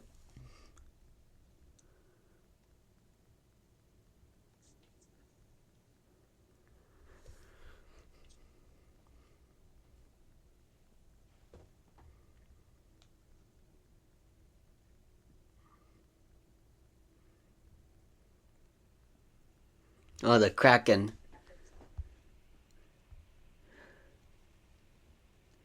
So I'm gonna read about the Kraken just for a few seconds, for a few minutes here. So the Kraken was difficult to animate as it had no real life references until animation director Hal Hickel instructed the crew to watch King Kong vs. Godzilla, which featured a live octopus crawling over miniatures. On the set, two pipes filled with 30,000 pounds or 14,000 kilograms of cement were used to crash and split the Edinburgh Trader. Completing the illusion are miniature masts and falling stuntman shot of a blue screen stage. The scene where the Kraken. Did you see that, Sebastian? What? Oh, sorry. I mean, finish your statement, but kind of pay attention to the movie as well. Yeah, the scene where the Kraken splits. The Kraken spits at Jack Sparrow does not use computer generated spit. It was real slime throne, a dep, Uh, uh, and that's the octopus. I mean, that is an octopus or something, right? Or the kraken? it's a cephalopod of some sort.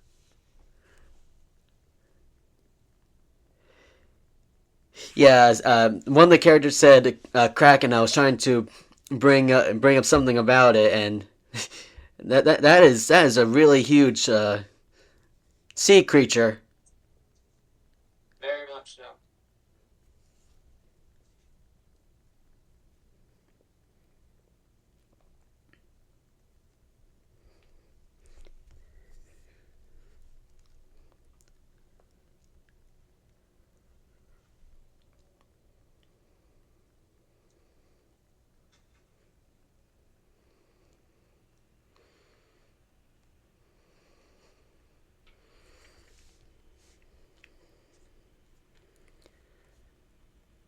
It's kind of like Ursula from the Little Mermaid, where where Ursula is a giant, and you have to defeat her with the ship. Uh,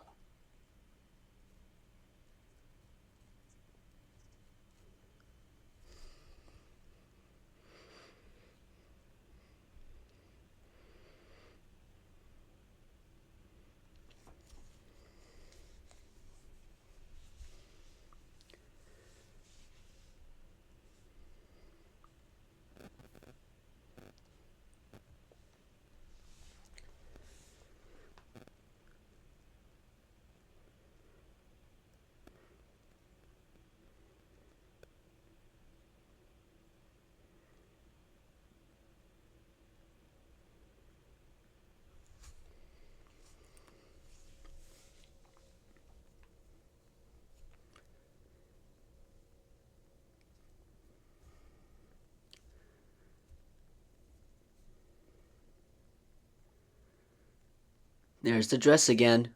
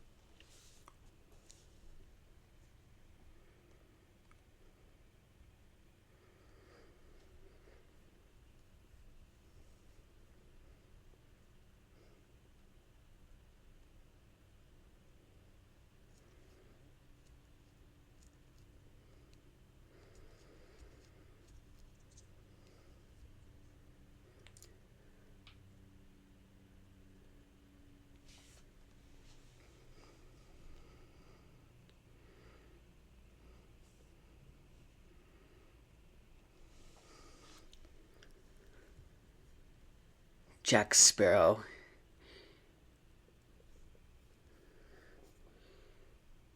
It's like he found out about Jack Sparrow.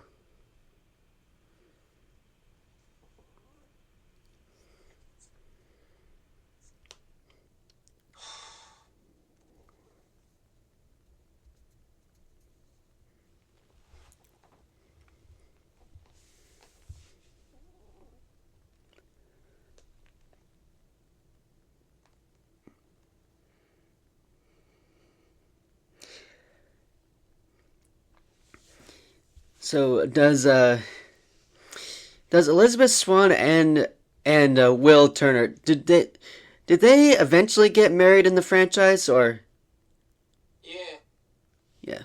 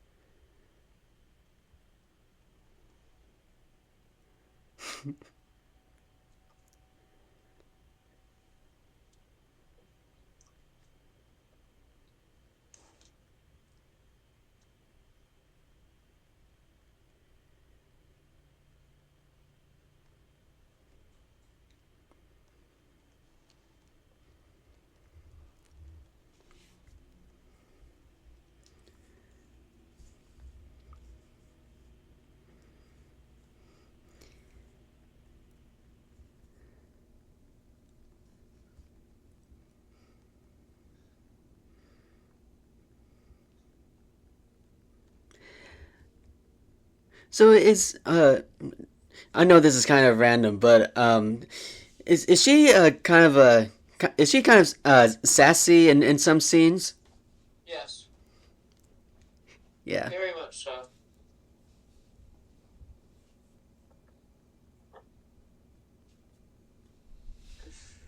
Yeah, it's kind of fun to see like characters being all sassy in I hear you. movies.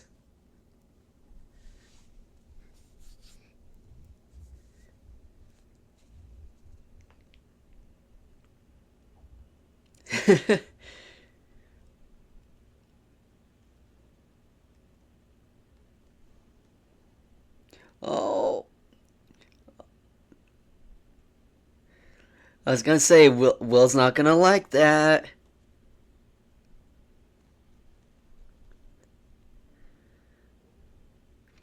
and we just saw that mark that came back to his hand.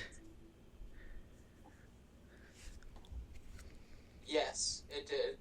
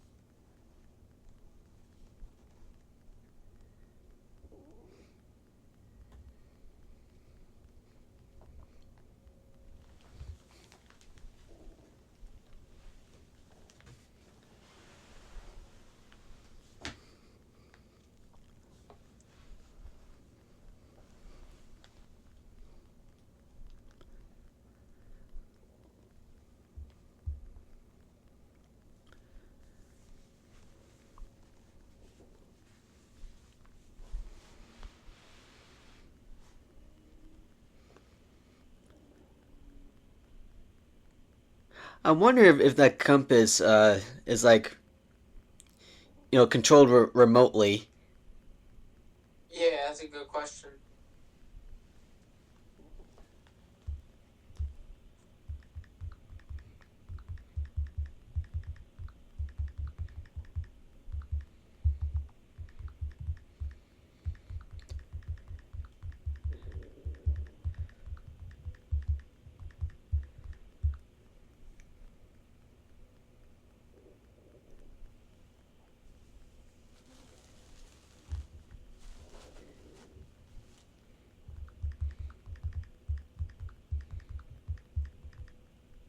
Oh, that's cool effects there.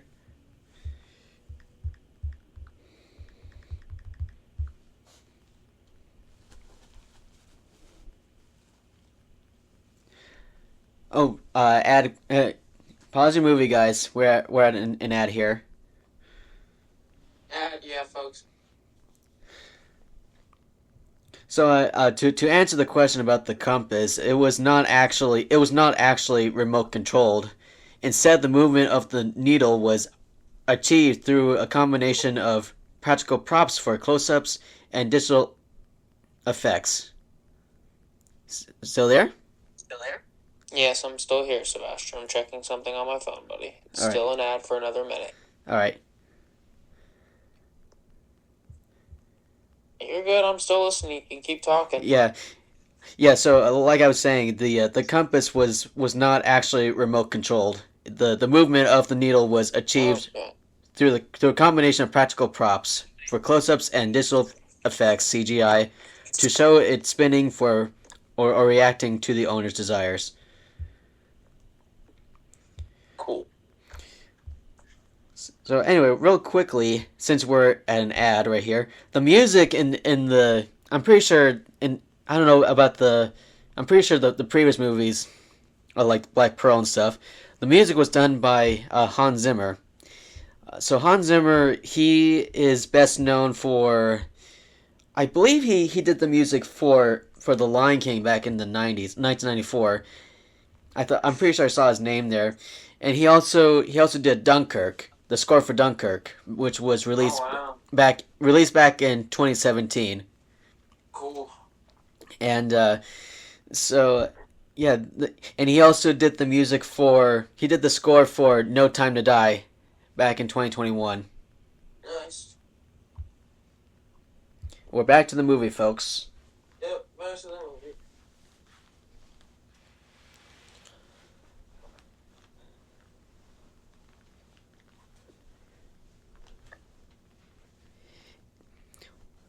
And speaking of music, there's I know that there's this one score called "He's a Pirate." I actually like that theme. Yeah, I think I know what you're talking about. Yeah, Oh, they found the chest. yeah, they found the chest! Yay!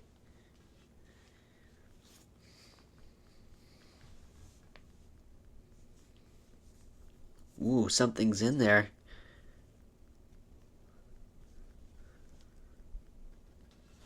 I mean, they hear something in there, of course.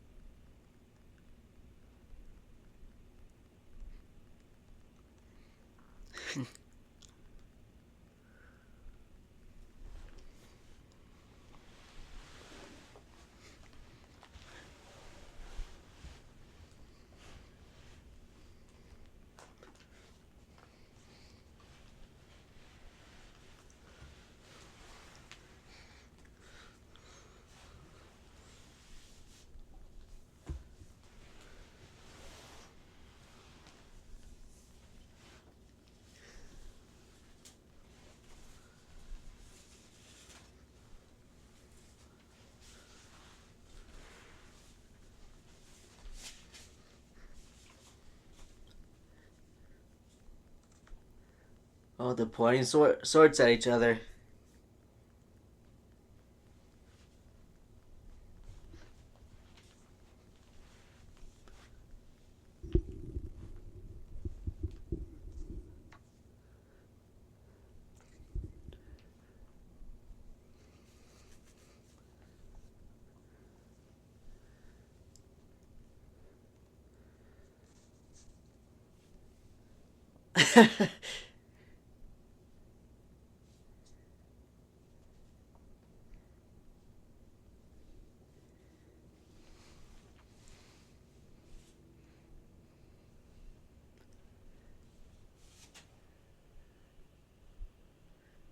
Well, there's those two guys again. Oh, yeah, always.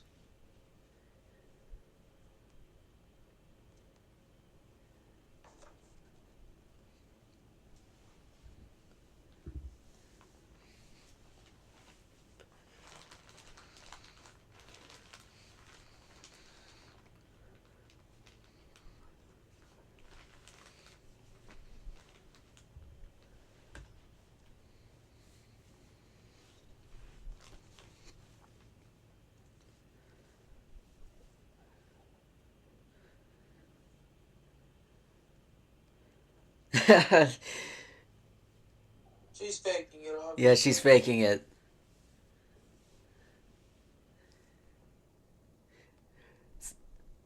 It's like she's trying to get attention, basically. Well, she's trying to get them to stop fighting. Yeah, of course, yeah.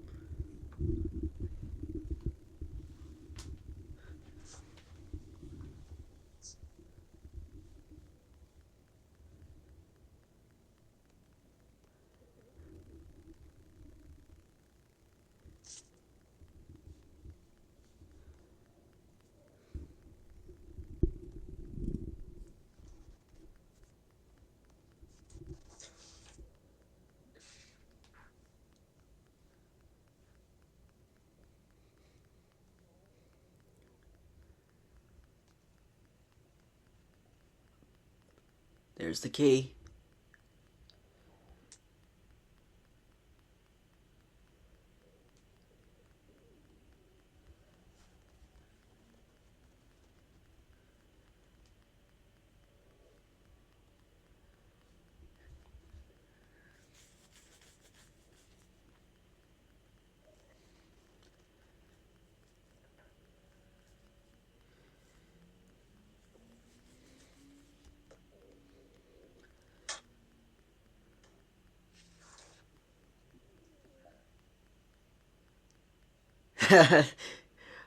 So funny how Jack Sparrow walks on that board earlier.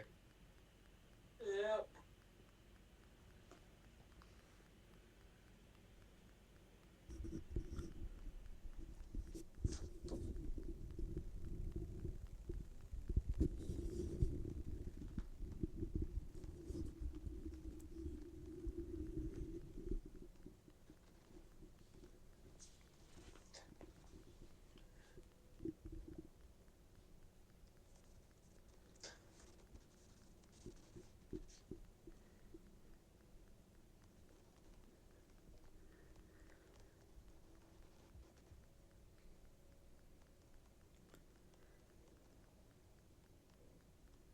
Oh, that's a cool stunt right there.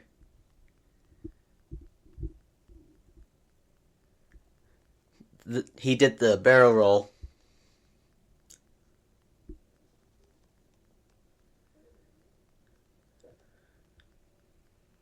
Oh, there he goes. Oh, thankfully it's not a large hole. He just tripped over into it.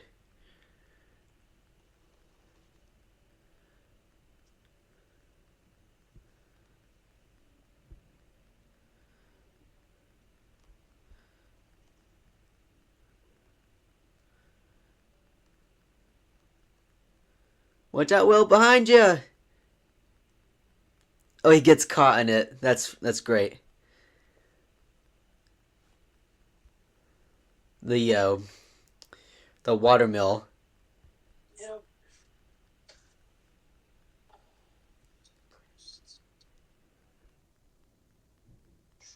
Oh, he got knocked out.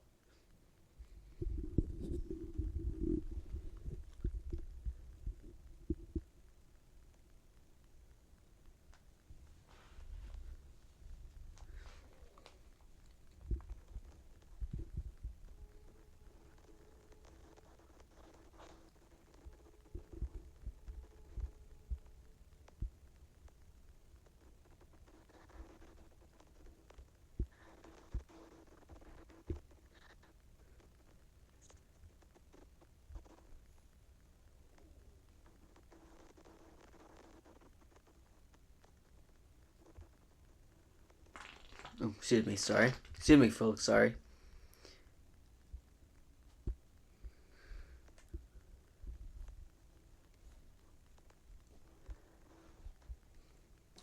Oh, that was pretty dumb right there. The treasure chest hitting the tree. Yeah. Yep. It was pretty bad.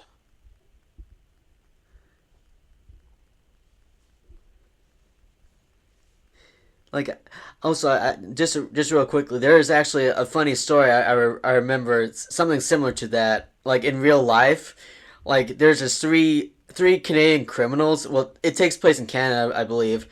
They were all handcuffed together, and they're trying to escape, and then they actually hit a pole, and then they fall. It's so dumb. It's so hilarious.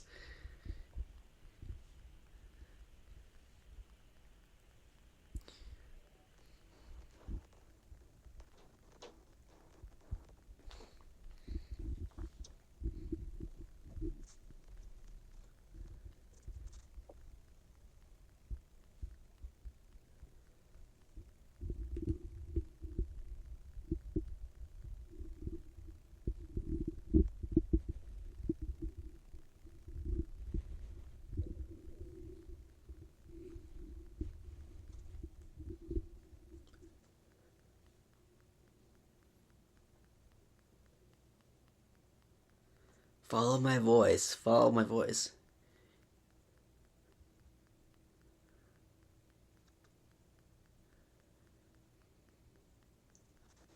Oh, he's gonna unlock it. Well, that's pretty cool right there.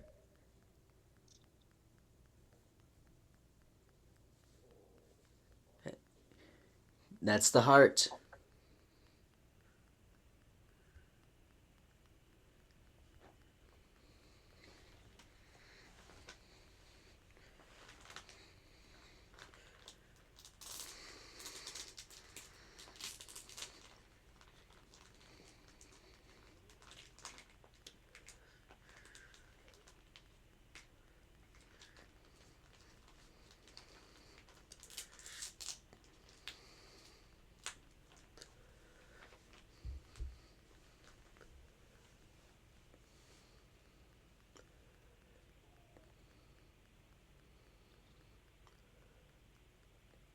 Oh, he's protecting the heart in that jar there. Yep.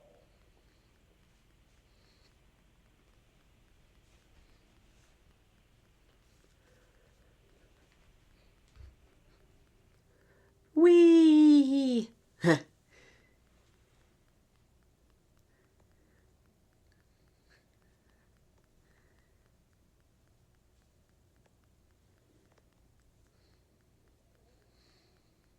And then the watermill tips over.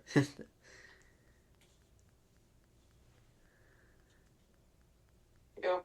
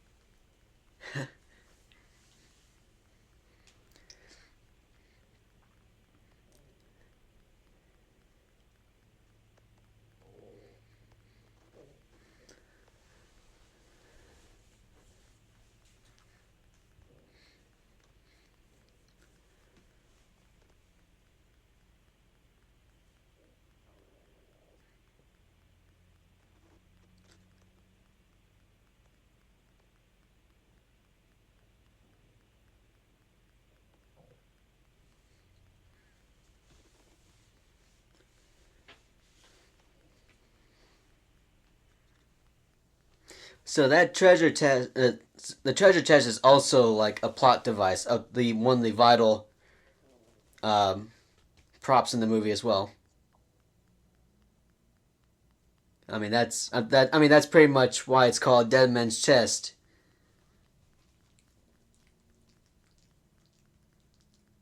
Oh, that's it's like it's funny how it's kind of cool to see his body carrying his own head.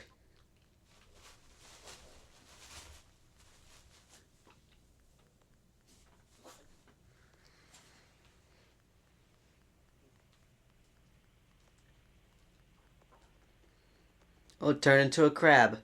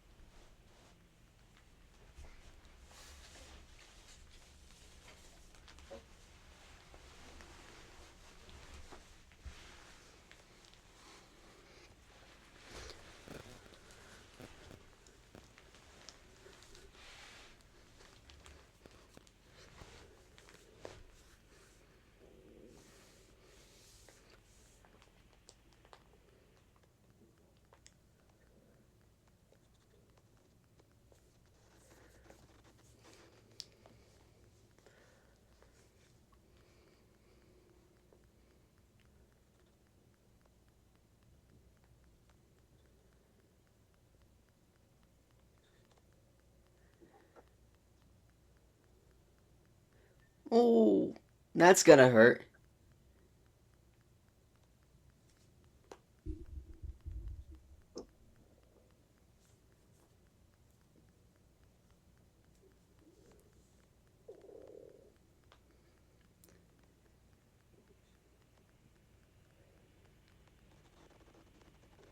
Mm-mm. Watch out. Cannons. Everyone hit the deck.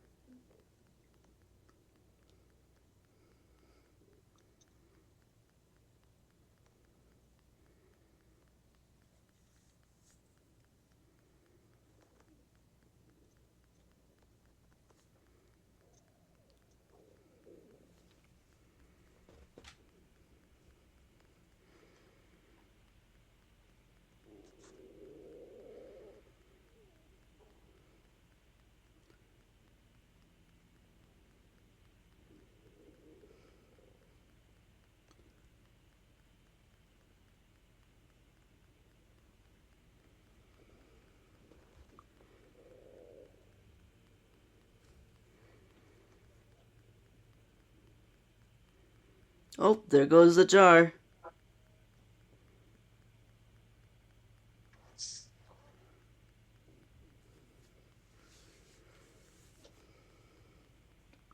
Where's the thump thump? He's referencing the heart, but it's funny how he said thump thump.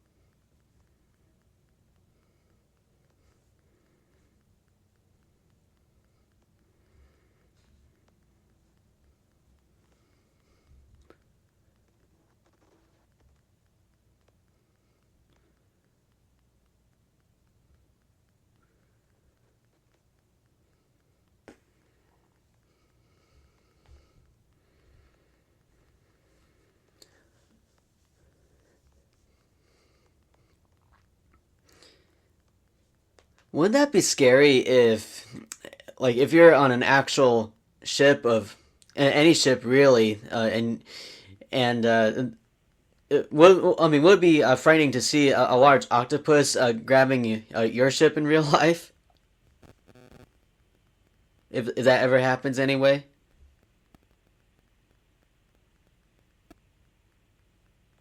Kyle,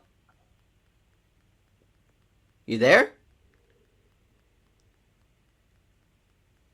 Uh, Kyle, are you there?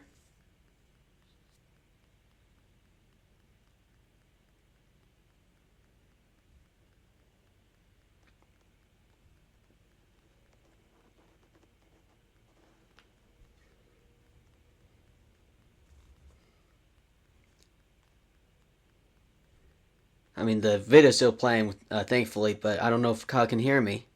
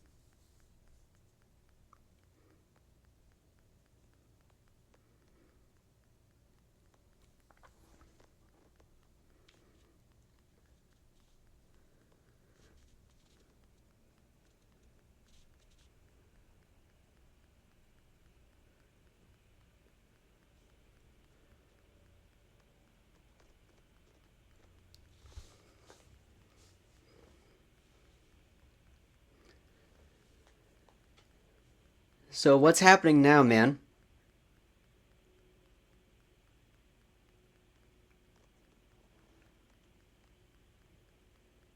Kyle, are you awake?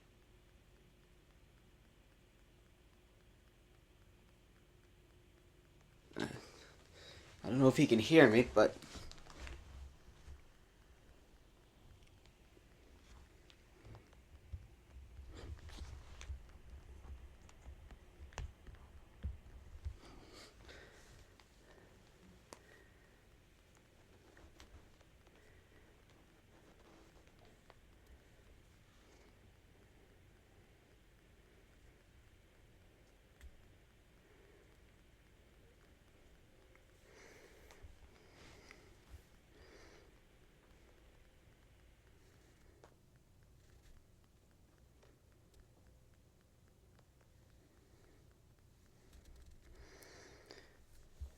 this is so intense.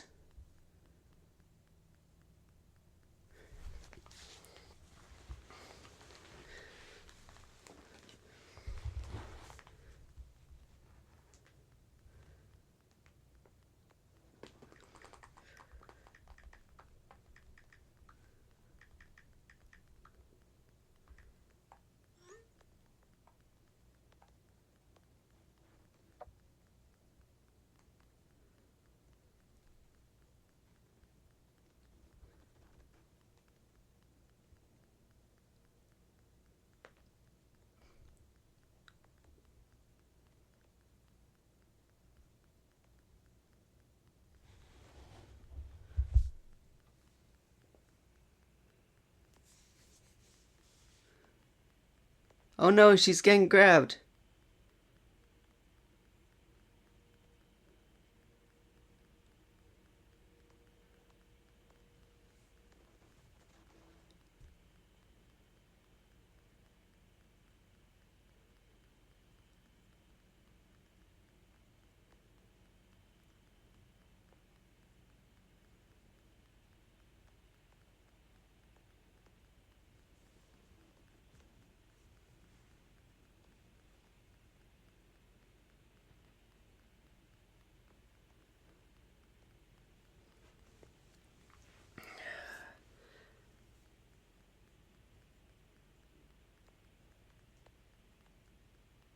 Oh, here it goes.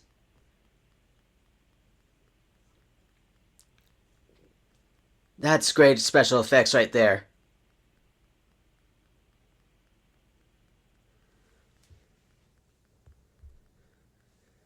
Did you see that, Kyle?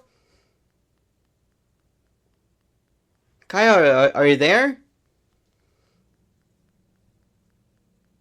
Uh, Sorry about that, folks. I guess I don't know if he's sleeping or like he dozed off or something or something. I don't know, but we still have the movie playing and I can still see the movie on the screen.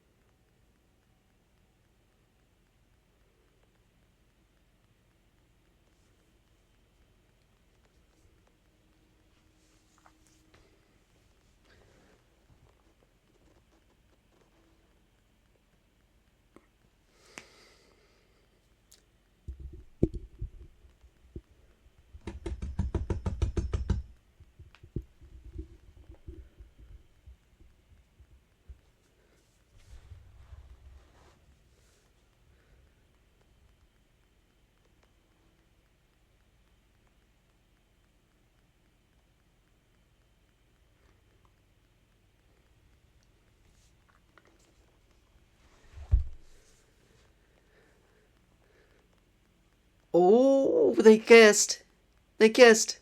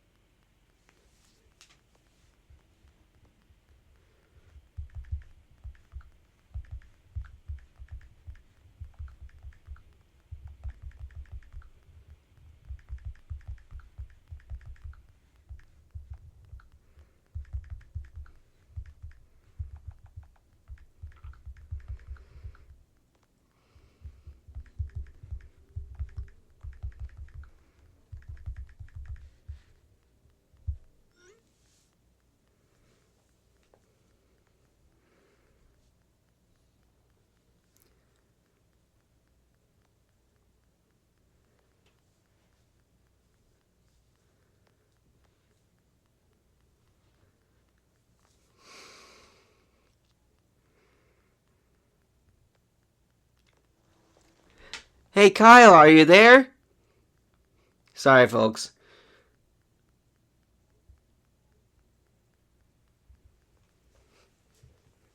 Are you awake, buddy?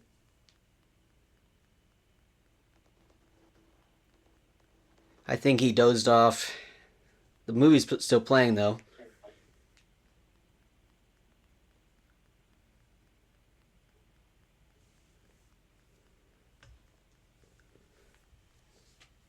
So I guess I'll just talk for the most part. Oh, we're at an ad, folks.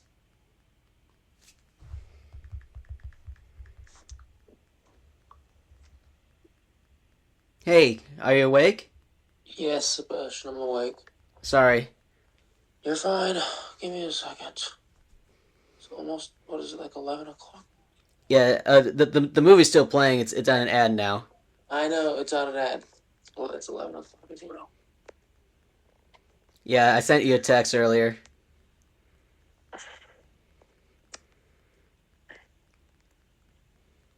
Sorry, bothered you. It didn't bother me. It's just late, buddy. It's past 11.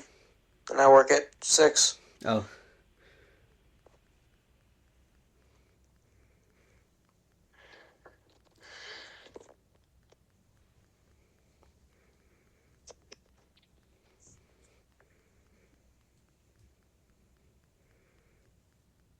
And now it's going to resume. It's still on the ad right now. yeah.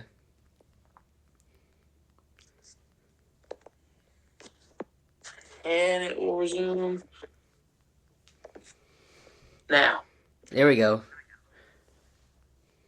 Okay. So now Jack is stuck there. Yes, he is. He's not going nowhere. Yeah, Roger, Roger, Roger.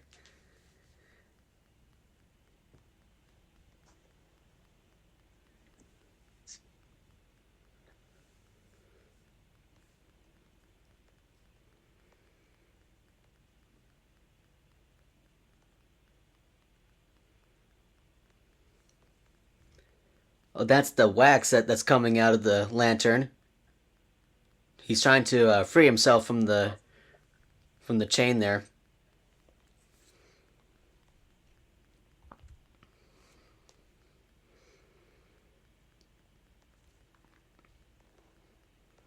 Oh, there's a monster behind you. Behind you, man.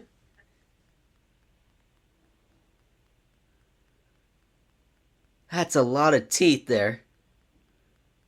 Looks pretty scary. Yeah.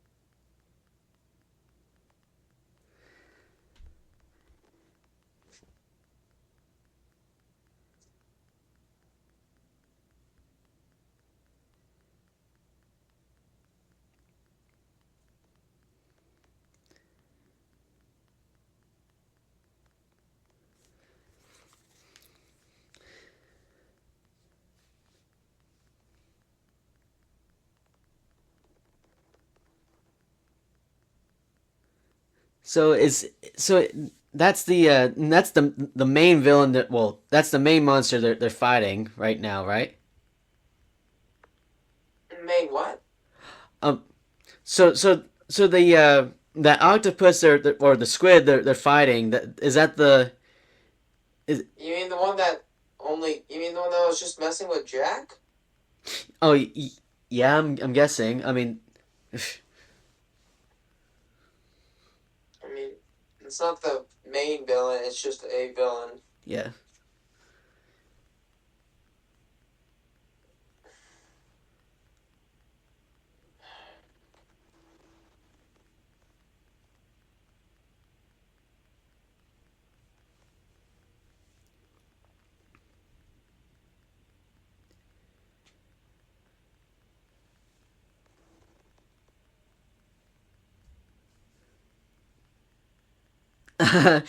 There's nothing in there. Haha.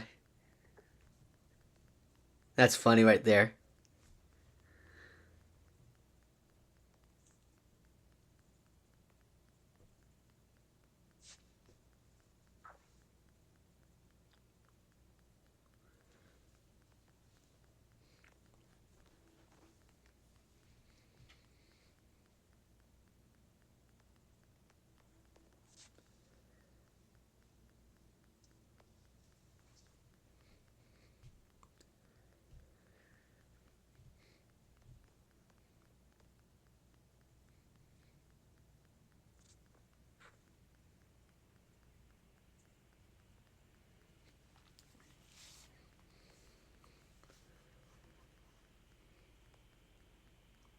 Oh, it's the heart again. I can hear the oh well, not here, but the caption says heart beating.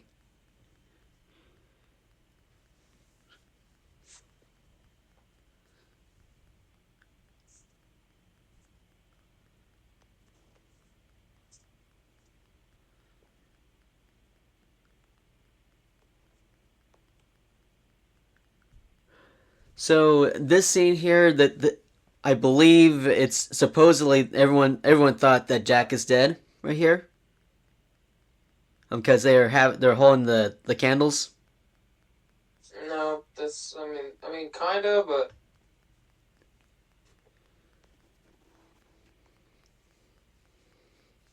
yeah.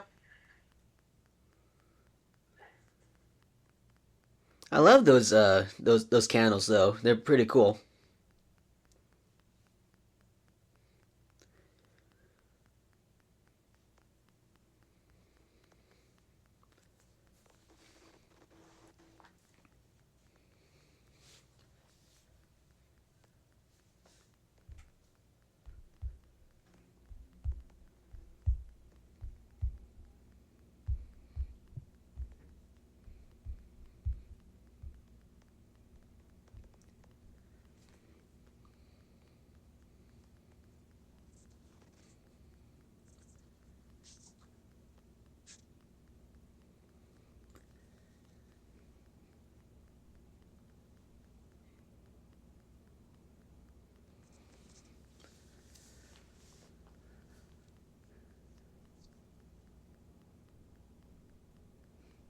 to Jack Sparrow.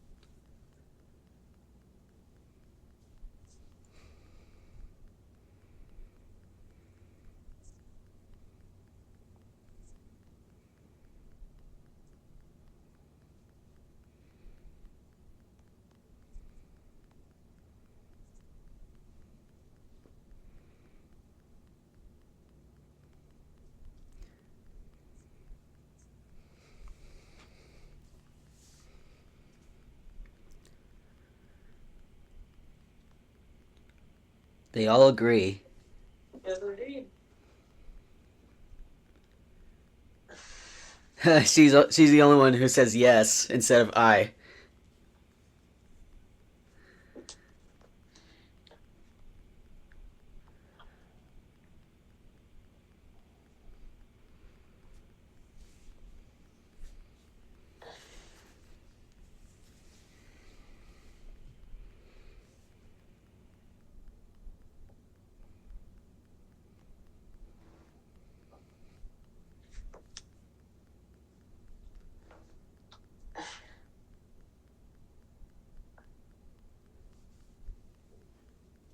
Oh,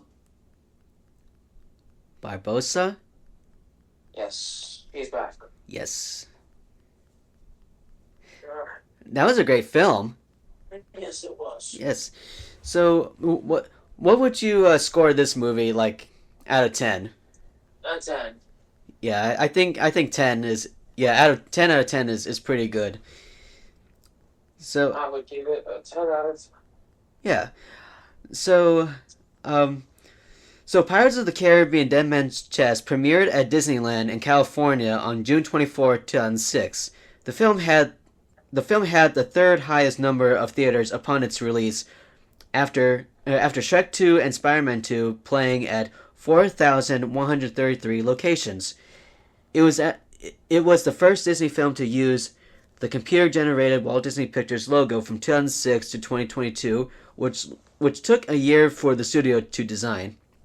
Oh yeah, yeah. You remember the 2006 Walt Disney Pictures logo? Yes. Yeah. And for the reception, it earned that is a very large number. 400 and I'll read the number. I'll read each digit actually. 423, comma 315, comma 3. Oh, excuse me. Let me try that again. 423. Oh, can you read this? Are you going to? Hold on a second. Let me type that in actually. 423,315,812.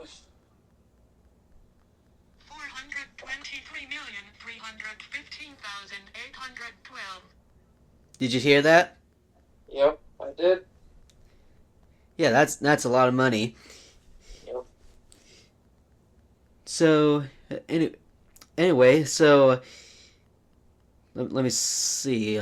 So marketing. The first trailer was released in December 2005, being attached to the Chronicles of Narnia: The Lion, the Witch, and the Wardrobe. Disney produced a comic book adaptation in their junior graphic novels, Pirates of the Caribbean: Dead Man's Chest, 2007. Disney sponsored a racing yacht in the 2005 event of the Volvo Ocean Race. The boat, aptly named Black Pearl, raced under the team name Pirates of the Caribbean for the United States. The boat itself was a Volvo Open 70 class yacht designed by Far Yacht Design.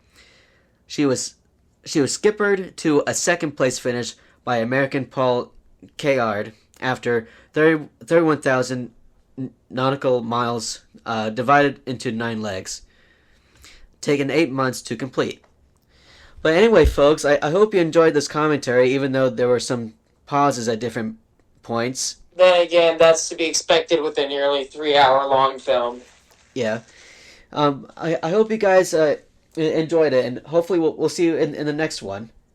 Yes, indeed. This was fun. This is Secret Sauce. And DJ Night 2. We'll see you in the next one, hopefully. Peace out. Peace out. Oh, Jeff.